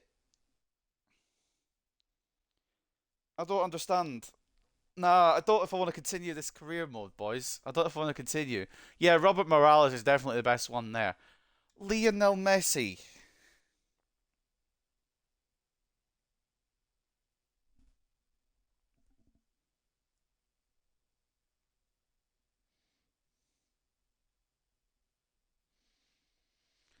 I... I'm still in disbelief. Player of the Month nominees, we don't have one unfortunately. Zhang Gong from Newport, Thomas from Cambridge, Hendry from Forest Green, and Bogle from Newport County.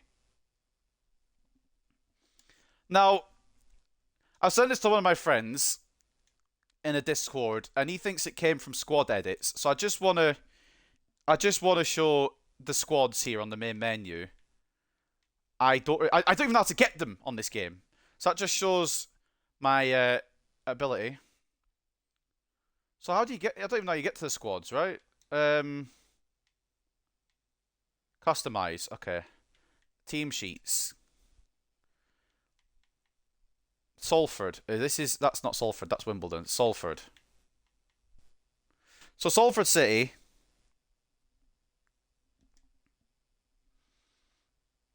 There's no Messi in here.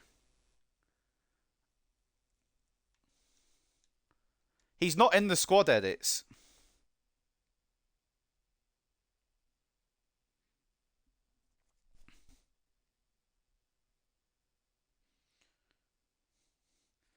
I just I don't know if I want to continue. I don't want to play Salford. Can we just avoid Salford, please?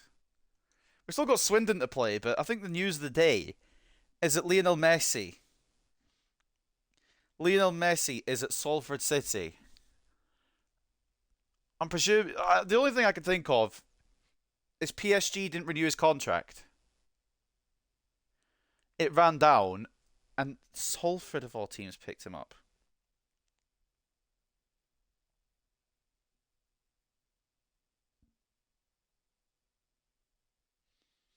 Well, that just eclipses everything else that's happened in this episode. I think I have to make that a title.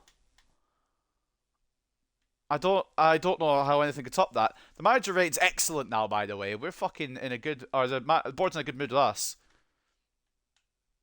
and I'm in a good mood as well. But like, sorry this should take us long to just process, but it's Messi to Salford. This ain't no like realistic transfer. I'm trying to go for a career mode with youth academy players, and I'm trying to keep it realistic by selling Sutherland if we don't get promoted. And then Salford just go out and buy fucking Messi. Oh, mate. Even your mum had to text you about the Tshabalala move. She's heartbroken about it too. Send her my love. We'll get through this. Alright, nah, that's weird. Right, back on focus. Yeah, Swindon versus Hartlepool. Duncan is going to get another chance in goal, see what he can see what he can do in a full 90 minutes. But he looked good in the playable highlights against Carlisle, so I'm hoping for something special from him, or at least something, good, better than what we've had in the past with like Varela and Garrido and all that. I'm assuming he'll be decent, so we'll give him a try. Sutherland off the left, of course, left back and captain. Maxwell right back. McDonald left centre back. Galloway right centre back. Cochrane centre mid. Marius Thomas will start at Cam because Curtis Mills is out on international duty. Palacios off the left, Roberts off the right, Howell and Humphreys up top. Humphreys wanted the game, so we're giving him a game. I just want to check when the fuck we play Salford so I can play the full match and see Lionel Messi in his entirety. It's a while down the line yet, by the looks of it. Have we played Salford already this season? We haven't. It's a while down the line. When? Let me know when Hartlepool are going to see Lionel Messi. I didn't think it would this soon. Christmas Eve. I didn't think we'd see Messi this soon. I am in... I don't know. Let's just try and focus on the task at hand then. So it's Swindon Town versus Hartlepool. Let's get the goal news on and let's get into it to end today's episode. But no, I don't think anything that's going to happen in this last game or in the rest of the games today, despite us beating a team 5-1, as well as drawing to Forest Green, I don't think anything is going to top the fact that Lionel Messi has gone to Salford City.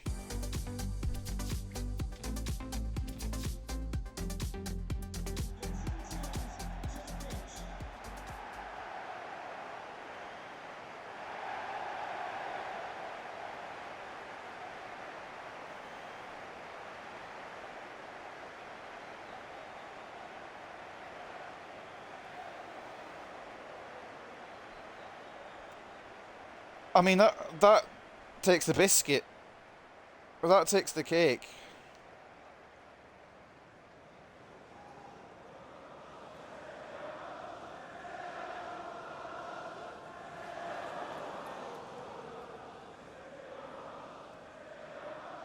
I can't believe that in League 2, at some point, in League 2, the first fucking step of this journey, in Season 2, we're going to come up against Lionel Messi. I need a drink. I need an alcoholic drink, but I don't have any at the moment, so I'm just going to have to get a non-alcoholic drink, but I need a drink. What the fuck? How on earth How on... I don't get it.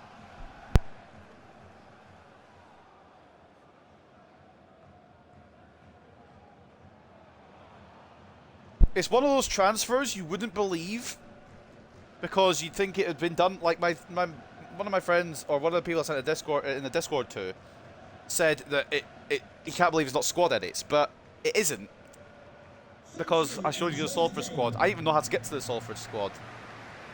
I don't know how more to prove it than the game has just picked up Messi. I wonder if I can go into the transfer history and go from like lowest to highest.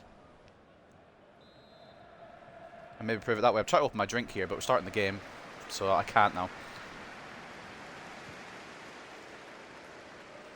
Right, back on focus here. It's not going to matter a jot what happens in this game, because it will not make the episode title. Nothing will, beyond what I've just witnessed with my eyesight. But a win would be nice to end the day. Roberts to Thomas. Humphreys, heavy touch. If it wasn't a heavy touch, you could have threaded that through a Howell. But it was a heavy touch. Galloway picks up the ball. And Galloway's making a move forward here from centre-back. He's going to fall to Palacios. Wasn't who he was in for, but it's fine. Cochrane. Harry Howell. Roberts. Thomas is there. Thomas is the man! Saved by Smith.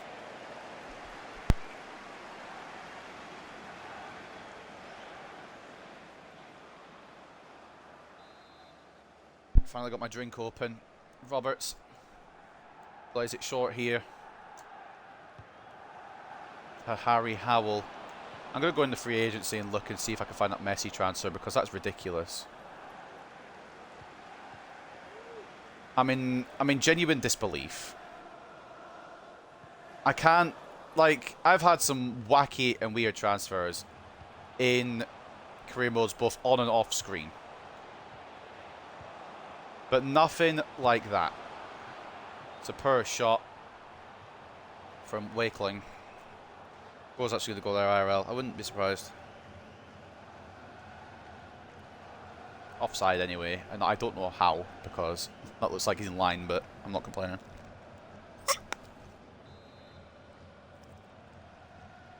I've got a Lucozade, so if you can hear that, I apologise, but it's too warm. It's too warm when my window closed. It's too cold, my window open. It's a difficult situation. Sutherland takes on Shade, who I think scored past us last season, so a bit of revenge against Swindon would be nice. Cochrane, Palacios. Just when you think you've seen it all in career mode. I was going to say, just when you think you've seen it all in career mode, Messi moves to Salford, but Cochrane nearly scored an absolute fucking thundercunt there, off the edge of the area. Had the keeper try to reach for it. He's upgraded over PSG fully. Well, we're going to look at the biggest transfers after this game. But I don't think there's going to be any bigger transfer than what I've just witnessed. Harry Howell will get a free chance here, but a heavy touch has let him down. First touch error that I've got on the sliders is really doing me in, but at the same time, it makes it a lot more challenging to keep the ball under pressure, which I like. Hutton down the right for Swindon. I mean, like, it's not like it's a massive, not the biggest thing that's ever going to happen in career mode, but it's just hurt my head that can actually, that was physically possible. Maxwell to Cochrane, who does seem like he's enjoying this job in the midfield now. We sign Alex Cochrane, Salford sign Lionel Messi, you know what I'm saying? Howell. I would never have known that unless I'd actually looked at Team of the Week. Cochrane, it's again over the top. Cocky almost bagged that. He's almost bagged twice now. Just a bit too much power on the shots each time. They're just as likely to win the Champions League next season as PSG, to be fair. True. Any truers in the chat? Who won it season 1? I don't remember who won it season 1. I think it was Juventus. In this career mode, if I remember correctly. If I remember incorrectly, then you can go back and watch the finale of season 1 and tell me otherwise. I don't remember. I think it was Juventus. They beat Barcelona. Howell. Right, what is it with everyone just, like, cunting it over the bar?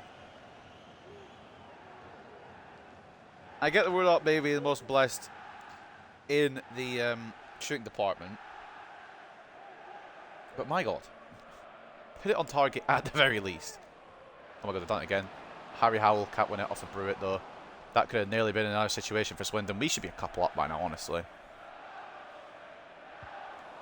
Donald, cracking tackle. Roberts manages to win it as well.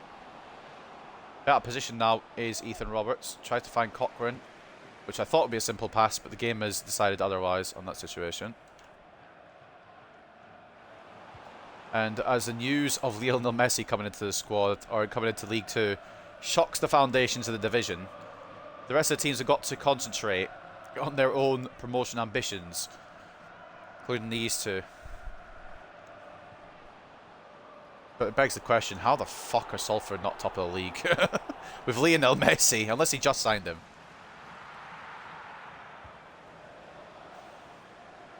I am actually... I know it's not the same Messi as his prime, but he's still 89 rated. And that's going to be... I'm sorry I'm continuously talking about it, but that is the most ridiculous transfer I've seen, bar none. I don't know how they've got through there, but Duncan has an easy gather. Thought I'd put McDonald in the way enough times to get the ball, but I guess not. Still 0-0 here in Swindon. Cochrane spots Harry Howell making the manoeuvre. Humphreys tries to find Marius Thomas. Ain't on from there. Bit of a dispute when Cochrane took over Humphreys' number. Eventually Jabu Tshabalala calming the pair of them down. And Humphreys saw that it was best for the club. And he does what's best for the club, does Alan Humphreys. And he thought he was going out on loan this year, and now he hasn't gone out on loan. Then he knows he's got a place in his squad, but most of the time it will be the bench. Juve 2-1 over Barcelona. Yeah, I couldn't remember. I've done so many rebuilds, it's all meshed together with the Champions League final. Thomas, in the amount of times we've either made it and lost or haven't made it at all. Roberts to Howell. Weak foot again. The weak foot doesn't seem to be doing Harry Howell any favours. Maybe some work on that weak foot required down the line.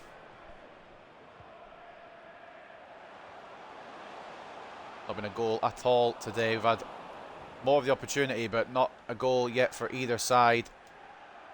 Marius Thomas wins out the strength battle there. Into Maxwell. McDonald. Going to press forward a little bit, the Scotsman. Humphreys. Was meant for Roberts, but that works. Marius Thomas back into Humphreys. Is what the plan was, but the ball was overhit.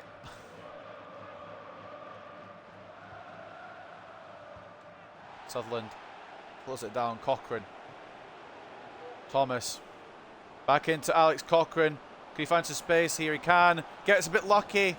And the ball deflected for a corner for Brewitt. Lost our shooting boots. Yeah, no, it's ridiculous that.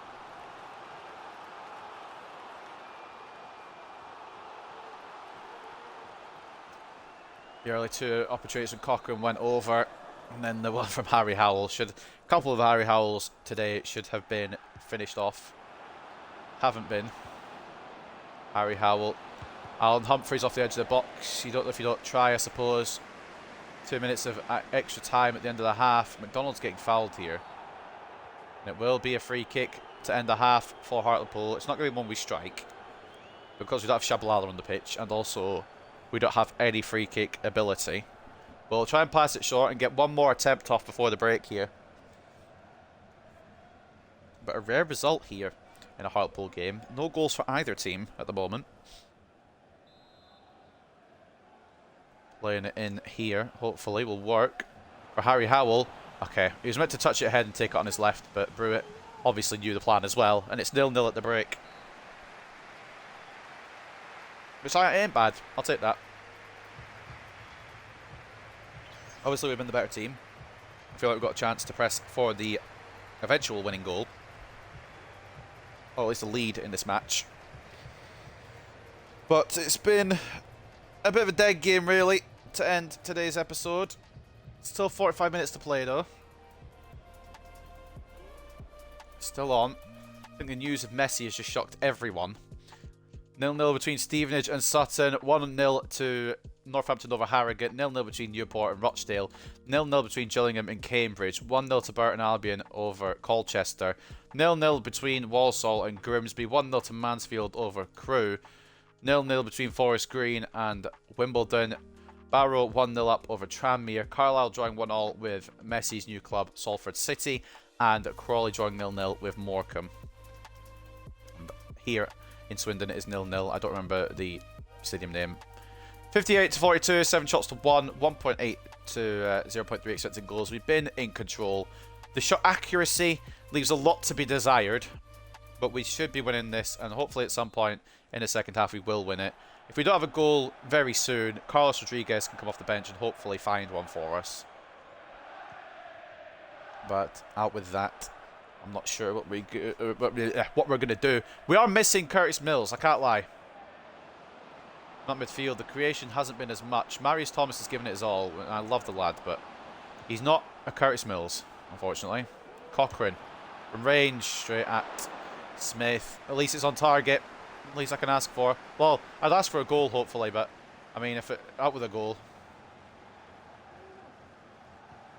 we'd ask for a shot target. Barrow leading Tranmere 2-0.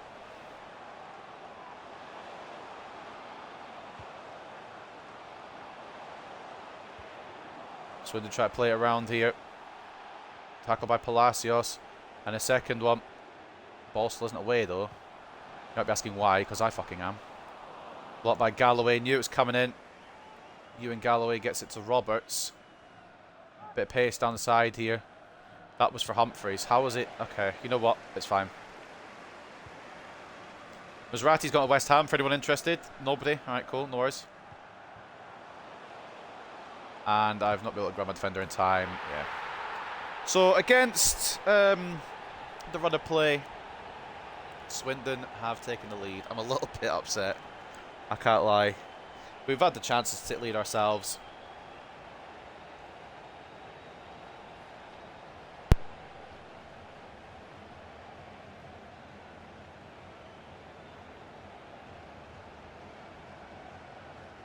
McEachran was left in acres of space. Galloway I committed out. McDonald couldn't get across.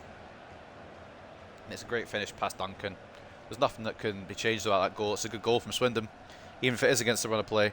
You know what's mad? Southampton, 13 goals in 2023. Only team with less goals scored, Chelsea with 12. That is ridiculous. So Chelsea are the lowest scoring team this year in the Prem. That is insane. That is ridiculous. Hilarious as well, to be fair. We're really missing Curtis Mills. Humphreys. Chance here to maybe immediately equalise. He hasn't taken a shot on. It's got tackled off him at the last minute. I think Carlos Rodriguez, the Peruvian, may need to come on. We've been the better team today, and we just haven't taken our chances. And I know someone who can take the chances off the bench. Made to bring him on. Marius Thomas into Harry Howell. There's someone who can take their chances. We've equalised. Should be 1-1 at least. There you go. Harry Howell equalises for Hartlepool.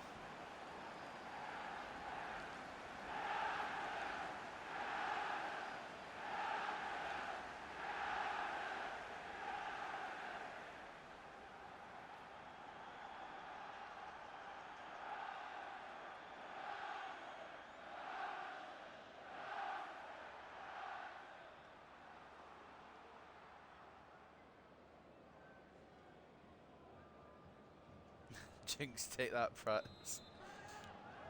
Sees opposition score a goal. Oh, so that's what I was supposed to do. Yeah, they finally picked it up. They finally realised that the ball is meant to go in the net rather than over or around it. What's up, Dan? Welcome to the stream. But yeah, it's finally set in that we need to put the ball in their goal. Oh, fuck off. Right, good by McDonald. The big man blocks it. Roberts to Marius Thomas. There's a run down the side here from Humphreys, who I was thinking of bringing off, and I still might. Salford 2-1 up with not Messi scoring, to be fair. Oh yeah, Salford have signed Messi in this career mode for anyone just joining.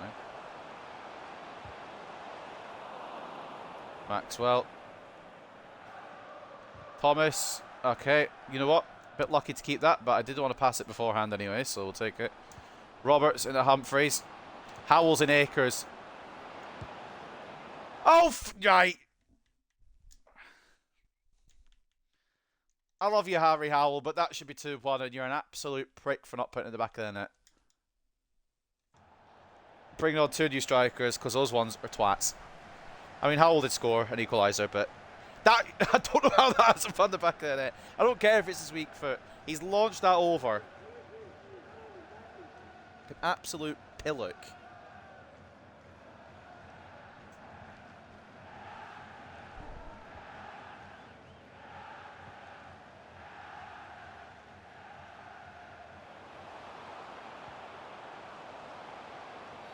It's a foul from Sutherland. It was very unnecessary foul as well. And it will be a free kick, Swindon Town.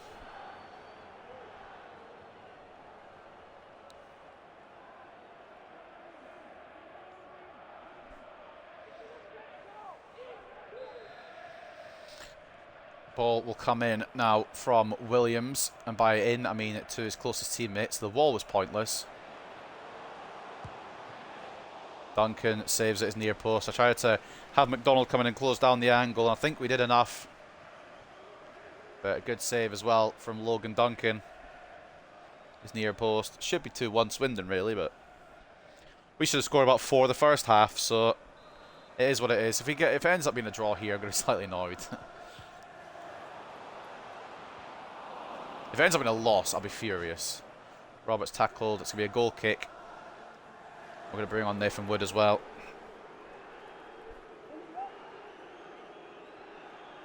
Nothing wrong with Palacios, it's just stamina.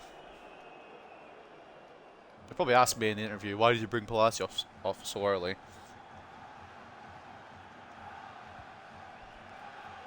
Brought him off 16 minutes from time because he was tired. Galloway. Maxwell. Now Murillo and Rodriguez are up top. Surely one of them bags a winner for us. I'm really not sure who it will be though, because they're about as inconsistent as time itself as well. Marius Thomas loses out, but Roberts wins it back. Tries to find a way through. Does somehow. I don't. Okay. Wood. It's blocked. Right. It is blocked. It isn't blocked. Oh no, he's just scuffed it. Alright, fair enough. 3-on win calling now. Yeah, but who for who? Chris Kamara messed that line up. Who's winning it 3-1? I hope it's us. But the way it's going, with our opportunities that we haven't taken, I'm a bit concerned that we may fuck this. Sutherland. Wood. Rodriguez. Murillo. That was meant to go back to Rodriguez. How does it end up going away from the... Okay, you know what, it's fine.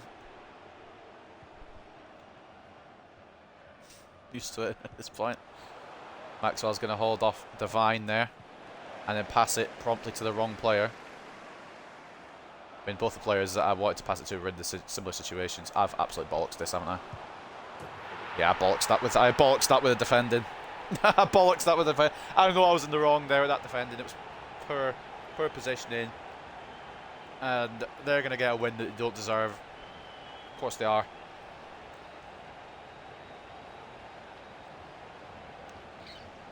I knew as soon as I committed Galloway out, I think it was, I'd effed it up.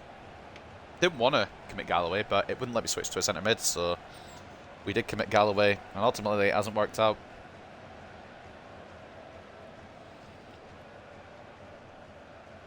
And I think for now, at least for the season, Conte will still start ahead of Duncan. Because he's not been bad today, but we're losing 2-1 and Swindon haven't had too many opportunities. So I'm a bit flummoxed, really, with him. Still got time to equalise. But not if Rodriguez takes a touch like that. Roberts to Galloway. Thomas. I fucking can't wait for Mills to come back. I think we're missing from the Mansfield game as well. Murillo's fucking gone offside, hasn't he, the prick?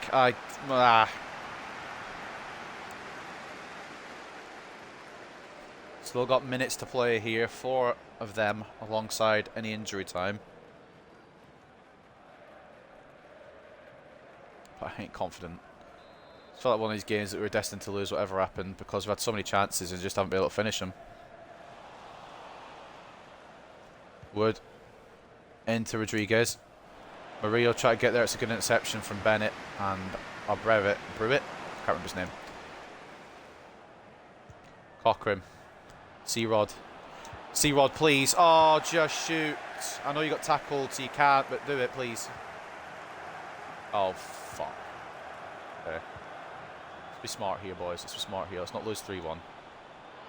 Okay, I tried to... 5 minutes. Oh, okay. Galloway's that position. That's useful. I'll try and drag him back in a bit. It's worked. Can we still rescue a point here? I can't believe we've had to rescue a point from this one if we're going to be able to do it. Cochrane. Inside to Murillo. We do need Rodriguez there. Is he going to be there in time? He is. Rodriguez. It's an equaliser at least. It's an equaliser at least. There's still minimum amount of minutes for a winner somewhere. But we'll take the equaliser after losing a game with... Right, lads. It's a 2-2 against Swindon. Don't take the piss. I know there's limbs, but like... The keeper's running around in circles for a 2-2 draw that he could have easily prevented. But at the same time, it is a big goal.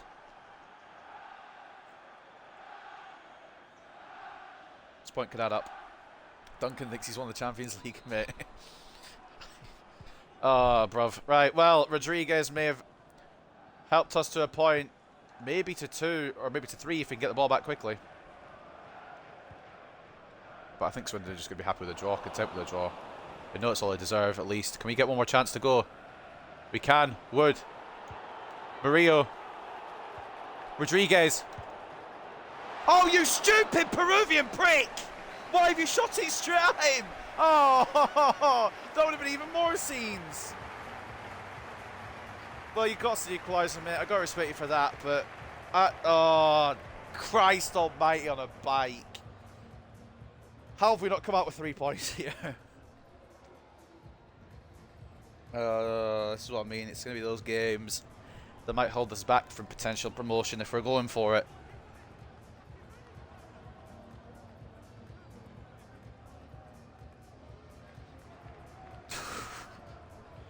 I can't believe it.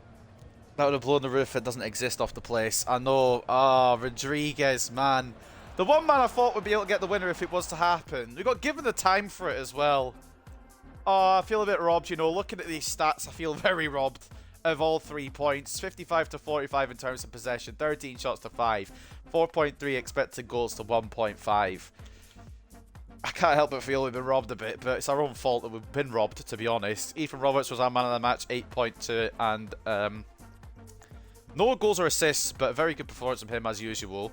Maxwell was 7.9. He's solid at right back. McDonald proving why we should have started him today at 7.8 defensive performance. Galloway was good as well. It was really Duncan that let us down, but his first proper full game. 4 shots on his goal, 2 saves, 2 conceded. The goals that were conceded, you couldn't really argue with much because they were good finishes, really, but still. Rodriguez with our goal. Our late equaliser off the bench, 7.5. Thomas with an assist at 7.3. Howell with a goal and a 7.1 as well, and I don't think we had another assist. Oh no, we did. Ramon Murillo with the other assist at 6.5. And the man of the match for them was Jacob Wakeling, who got a goal and an assist for Swindon today. Couldn't remember their name for a second until I looked in the top right hand corner. McEachran getting the other goal, 7.7, and then Hutton with the assist, 7.4. And their goalkeeper, Jackson Smith, 6 shots on his goal, 4 saves, 2 conceded. But you can see how, how our accuracy was. 5 of them were off target quite clearly. But that Rodriguez one would have gone would have sent me and the crowd absolutely mental. And we should have won that, but sometimes you don't get the luck of the draw. Salford do beat Carlisle. Salford are going to beat everyone. They've got Lionel Messi. I'm still in shock and awe of that. I don't get it.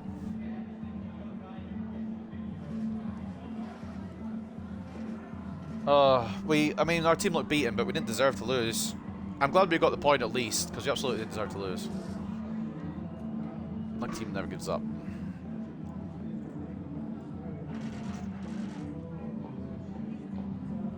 Oh, Christ almighty. What an episode this has been. I think 2 wins, 2 losses, 2 draws. So we've been consistent all over the place. Bit frustrating. Yeah, we should have Should have bagged more chances. It should have been home and dry in the first half, but sometimes that's the way it be. Sometimes, just recently, moved Mills back into his preferred position. His performances haven't really improved. He's been fantastic, and he hasn't played today because he's playing for Wales. These stupid questions can fuck off. No further questions, you absolute melt. How can Mills be out of form? He wasn't playing. Inbox. Got scout reports in.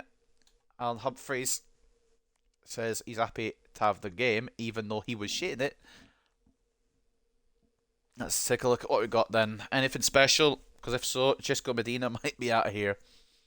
Aidan Richardson, overall 29 to 41, potential 52 to 72. No, thank you. Leo Corbett, overall 38 to 52, potential 47 to 63. Sorry, fella. And Bobby Hobbs, overall 37 to 51, potential 70 to 94. Do we take a risk on him for the potential? Is this the last month of the report? No. Okay, we'll give it another month then. We'll give it another month. Atkinson from England here. Arlo Hyde. This was a man we gave another month, and he hasn't really got any better. So I think we're going to decline him. Elliot Pearson, overall 38 to 50, potential 62 to 80. No, thank you. Sam Baldwin, overall of 43 to 59, potential of 72 to 94. The potential sways me to sign him a little bit just to give him a chance. Jake Tomlinson looks quite good here, overall of 50 to 68, potential of 71 to 94. He can come in. Samuel Porter as well. Andreas Akison has given us a good few players here. Overall 50 to 66, potential of 73 to 94. He comes in. Albie Holmes. That sounds like that's a cool name. Anyway. And his stats aren't too bad. Overall, 45 to 61, potential of 67 to 91. We're going to call him up purely on his name. Cry about it. Luca Carpenter, overall of 37 to 51, potential of 67 to 93. The potential sways me to sign him, but we're going to run out of room. And Ewan Shaw, overall of 41 to 57, potential of 58 to 80. No, and the academy's full. Anyway, which means if we're going to sign anyone off this report, we're going to have to make some moves in the academy. Ben Cochran, overall 46 to 62, potential 58 to 78. Potential doesn't really sway me. Arthur Love. Might be a man we have to sign. Another one for the name. Overall 46 to 60, potential 63 to 85. I guess the potential lets him down though, so unfortunately Arthur Love will not be about. Riley Kyle. Overall of 35 to 49, potential of 52 to 72. And Lucas Thompson. Overall 47 to 61, potential 61 to 81. Let's get these development plans done then. Wait, did I read all of them? Neil McMahon's still there. Oh, that's because I've still got Bobby Hobbs. Yeah, that's why. And why is the report still there? Okay. Youth Academy then. Chisco Medina's living on the edge here. I don't think he'll be hanging on for much longer. He's not very good. His potential looks to be rounding out to low 70s. Which ain't bad, but not good enough for us. So maybe we'll call him up and move him on. Right, Samuel Porter, are you a centre-back? 5'10". More of a full-back, really, but he's never going to get a game at left-back. Maybe we could push him a bit further forward, perhaps. No. Another left-back, that's fine. Sam Baldwin, I didn't check his height.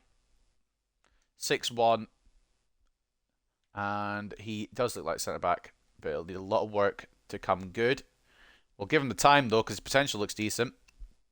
Albie Holmes. Better name than anything else, really.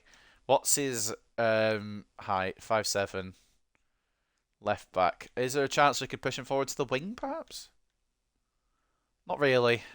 Attacking work rate high. You know, we'll go for a long-term winger plan for Albie Holmes. I don't know why, really.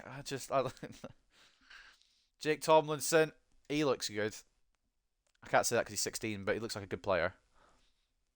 He is a CDM. We're going to just push him that slight bit forward.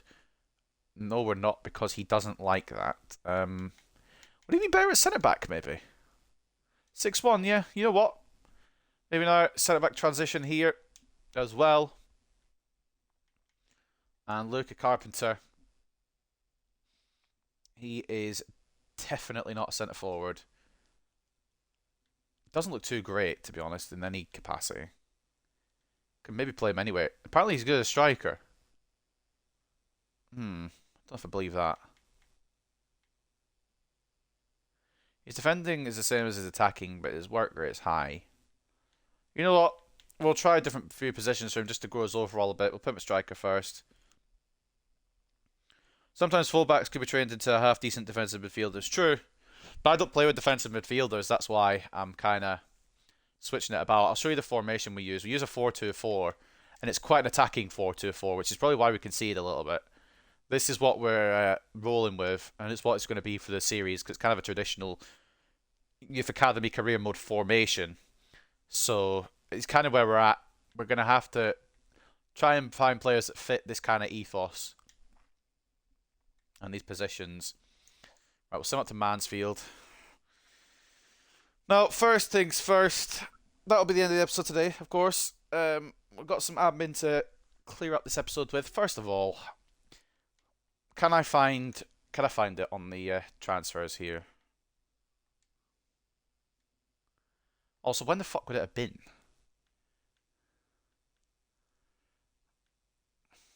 Will it be on here? There's a lot of free agent movements.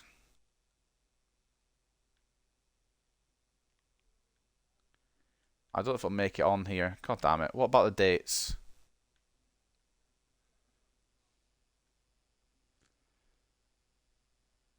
I don't know when he was signed. What about towards the end of the window? Was he signed towards the end of the window? I don't know. Well, base it off of... How do you base it off a club? What? Oh. Alphabetical order. Hold on.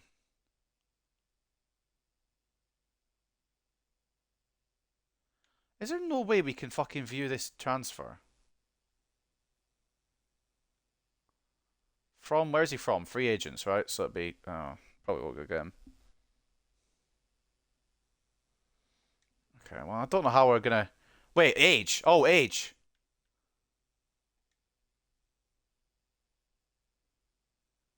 Oh, this is alphabetical order. Oh, well, Lionel Messi's right in the middle. Bro, there's no way I can try and view this. I've gone from every option here.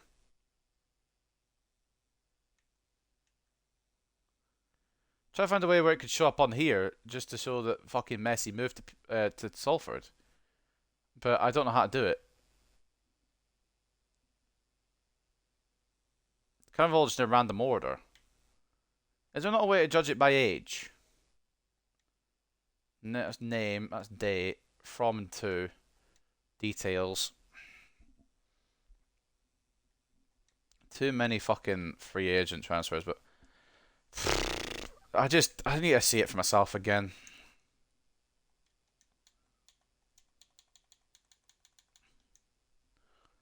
I mean, I don't get it. I don't know. I just don't know how this has happened. I think you could. There's probably a way of doing it. I just don't. I've sorted it in every way back and forth. I just don't know how to get it to come up.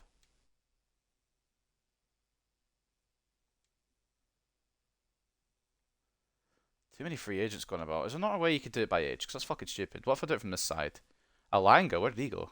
Sorry, that caught my eye. Lille, okay. A free agent at the end of the season, though, true. But still, I'm going for Youth Academy only players, so I can't get him. Which is annoying. I wish I'd not gone for these rules. Because I want Messi for free. I was trying to find it to Salford, but it's not going to come up just in time. There's too many transfers all over the place. And then obviously the other side, it won't get there in alphabetical order. Is there not a way to view this? I mean, we could search it off of here. But I want to see the actual transaction, if that makes sense. Like, when he moved there. Like, because I didn't get told. Well, I mean, at the end of the day, Messi is in League 2. Messi becoming a lower league journeyman is a heck of an end to his career. I mean, one way of doing it. Where is Salford then? This is the table to end the episode. Salford's still not top, despite possessing the GOAT. And with a game in hand, Forest Green still have the lead in the league. Alright. Northampton third. Swindon fourth after that point against us. Somehow they got it. I don't really know how still. Mansfield fifth. Carlisle sixth. Burton seventh. We are down in 14th at the moment, which isn't bad. Not a best start to the season, but we know how it grips up towards playoff places, so we'll get there eventually, probably. But 2 wins, 2 draws, 2 losses, a heck of a lot better than last season. And a positive goal difference as well is something. Down the bottom end, bottom 2 at the moment, Grimsby and Crewe, yet to win games in this league. I'm kind of looking for Tranmere, because I want to see if they've conceded more than us. They have. They've also scored the same amount as us, to be fair.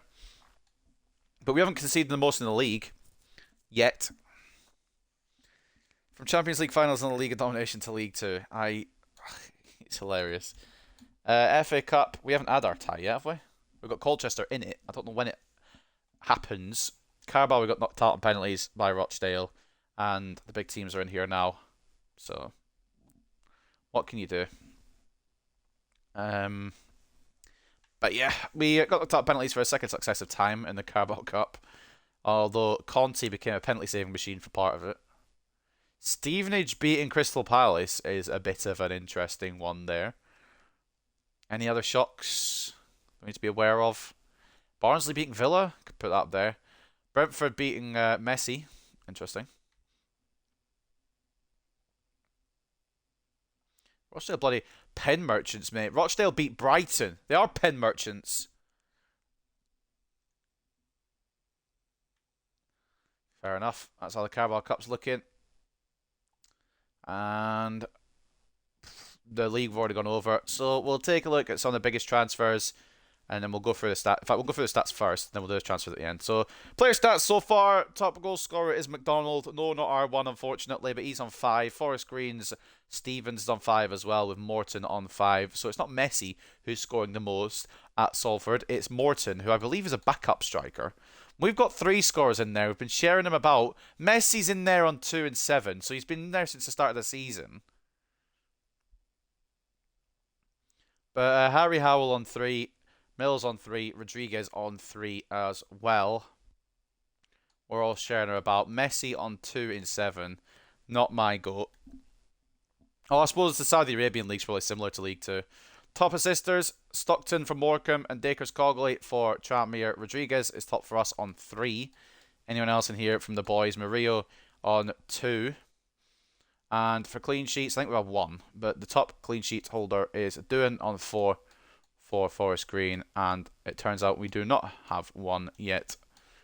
So there you go, the more you know. And for the biggest transfers of the winter, then I guess, I mean, besides Messi, Martinez going to PSG for 106.6 million from Inter. We'll read down to about 50 million, then we'll scroll through the rest. Lorenzo Pellegrini was the biggest for a while, but now obviously has been dwarfed by Martinez's move. 83.9 million from Atletico, or to Atletico from Roma. Inter selling all their big names this year, as they've sold Skriniar to Leipzig for 76.6 million. Rodrigo also moving for 76.6 million from Real Madrid to Liverpool. Sergej Milinkovic-Savic is a decent move, to be fair, to Manchester United from Lazio, 70.1 million for that. Deo Upamecano, questionable move. I don't know why he didn't want to win trophies anymore, but fair play to him. From Bayern to Spurs for 66.4 million. And Yuri Tielemans, Leicester to Real Madrid, 63.4 million. Didn't expect that to be his next destination, but not a bad move, really. Nuno Mendes going from PSG to Barcelona, 59.6 million. He looks fantastic because, of course, he is fantastic. Andre Silva, our Manchester United career mode nemesis, makes a move from Leipzig to Napoli for 55.9 million. Declan Rice moves out of the Premier League to Sevilla from West Ham. 53.9 million is the transfer fee for that. Ismail Benacer from Milan to Leicester, probably the Tielemans replacement, if I had to guess. 53.1 million for that. Fabinho from Liverpool to Napoli for 50.4 million as well. And that is the last 50 million deal. So we'll scroll through these, see if there's any shockers, see if there's any surprises. Yeremy Pino, he looks like quite a good player if he's going for 46.6 million at just 20 years of age. Jurrien Timber's gone to Liverpool. Yeah. Mahrez has gone to Newcastle. Could see that. And I think that's Kulishevsky on a permanent deal through to Spurs from Juventus. Ben White off to West Ham. Harvey Elliott off to Fiorentina. A couple of interesting ones here. Nothing really too shock horror, really, but a couple of decent moves, a couple of interesting moves. Çalhanoğlu to United. I mean, I wouldn't really like that personally, but you never know. We need a free kick taker. Brahim to Roma. Aincapi to Villarreal. Tomiyasu to Milan. Didn't like Arsenal, apparently. Saw Keane go to Hoffenheim. I thought that was the other Rodri then. For a second, I did a double take. And that is the bottom of that list. I just want to check one more time through the dates, see if we can find the Messi thing. Because if it was near the start of the season, we might be able to see him here. Maybe I scrolled past him. Maybe I'm scrolling too fast. Maybe that's my issue. Nah, it ain't coming up. But I mean, but that's definitely the headline and the highlight of this episode.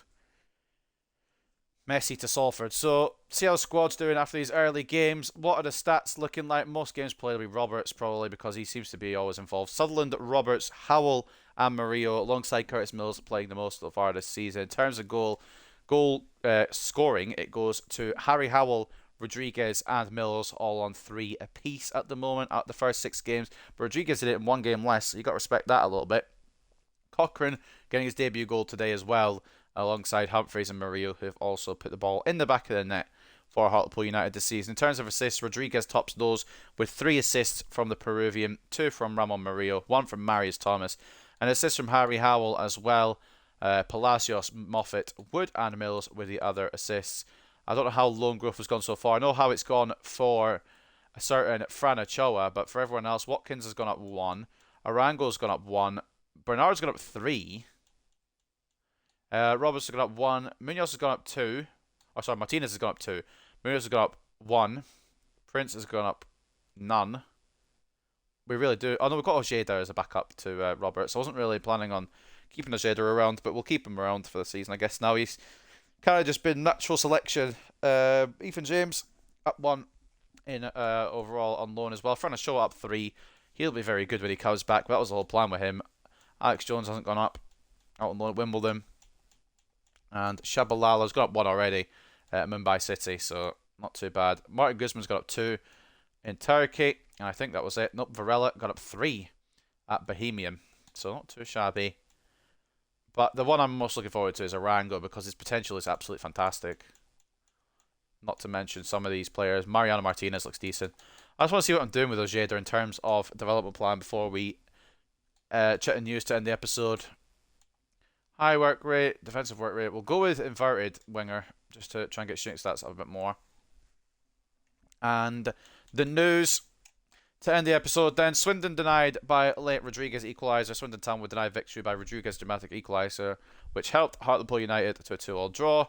And top drawer displays from Curtis Mills. Curtis Mills' ability has always been a given, but when that talent's combined with hard work, the results have been spectacular. Such have been the recent displays from Curtis Mills, which the fans of Hartlepool have been quick to appreciate. You're absolutely right. Although, it's just... Right, now this is what I don't get. Like, I don't get it. Oh, mate, what the fuck? Top draw displays from Curtis Mills, the same day, by the way. Curtis Mills' Hartlepool struggles continues. Explain it, please. Desperate to get the best out of Mills, which we have done. Tshabalala has tried fielding the player in several different positions. We've literally moved him twice and kept him in the midfield. The attacking midfielder seems to have struggled wherever he plays in the team. He hasn't. Will the manager now have to make a decision on his player's long-term future at Hartlepool? Yeah, I'll make a decision. He's staying for a very long time. There you go. Case closed. I'm out. Anyway, the players of the week. Messi is not in here, which is surprising because he should be in every week because he's Messi and in League 2, by the way. Ethan Roberts to Hartlepool, or off Hartlepool, is the only one in our kind of... What's the word? In our club who's made it to Team of the Week. My brain's fallen asleep. I've been streaming a long time now. We're approaching the end of the episode, so it's kind of just... I'm kind of just like on standby now. My brain's switched off. I'm just on standby. I'm just kind of coasting through at this point. So Maximan got player of the Euros the qualifiers. Euro qualifiers is what I'm trying to say. I'm surprised he even got picked for France. And the player of the month goes to Bogle of Newport County, not Lionel Messi. Bogle's impressive performances for Newport County earned him the EFL League Two Player of the Month award for August. And all these results we don't care about. Although I am interested in the group stage draw for the Champions League. I want to see who's made it in there. I'm going to go be nosy. Bear with me.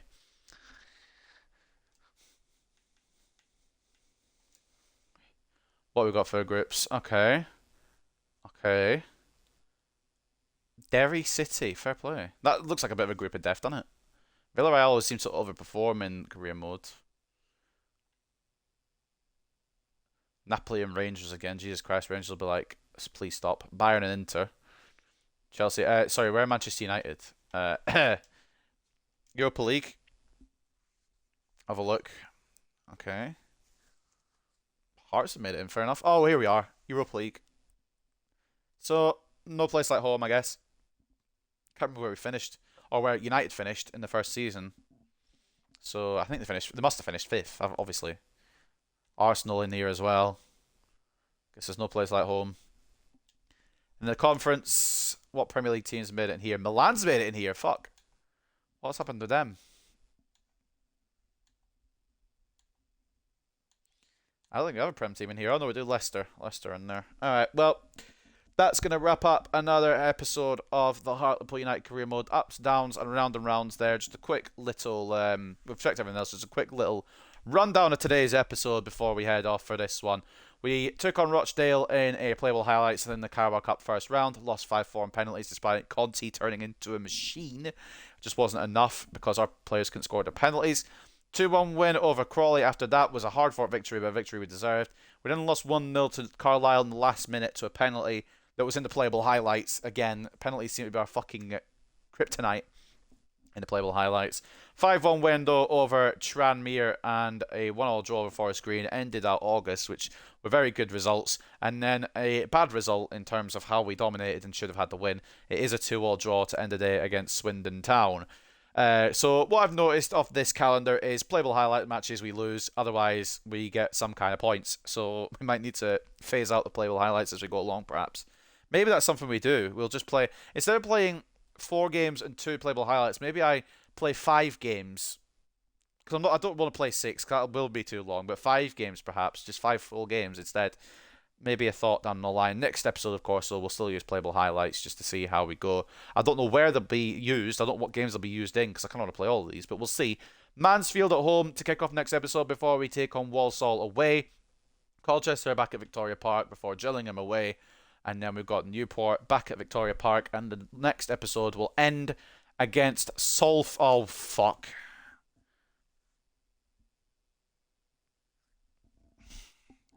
The next episode will end against Salford.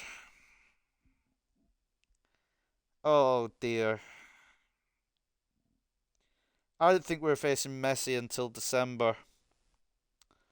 Turns out we're facing Messi next episode. So the next career mode episode will be Saturday or Sunday because A, I've done these 2 other days in a row now, and B, the schedule's got to change a little bit just for this weekend. Because tomorrow will be the first part of the next rebuild that we're going to be doing with the new team that I've decided, but will not be saying. And Friday will be the WWE Backlash 2023 predictions. So that will be Friday, like I said. And then Saturday or Sunday will be the next episode of this Hartlepool United Road to Glory Youth Academy Messi career mode. And I don't mean Messi as in Lionel. I mean Messi as in our play is Messi. But also, it could work like that. Knowing FIFA, Messi will be on the bench or in central midfield. He won't even be picked. He probably won't even be picked. But anyway, ladies and gents, that will be it for today. I hope you guys have enjoyed. And I'll see you next time. Bye-bye for now.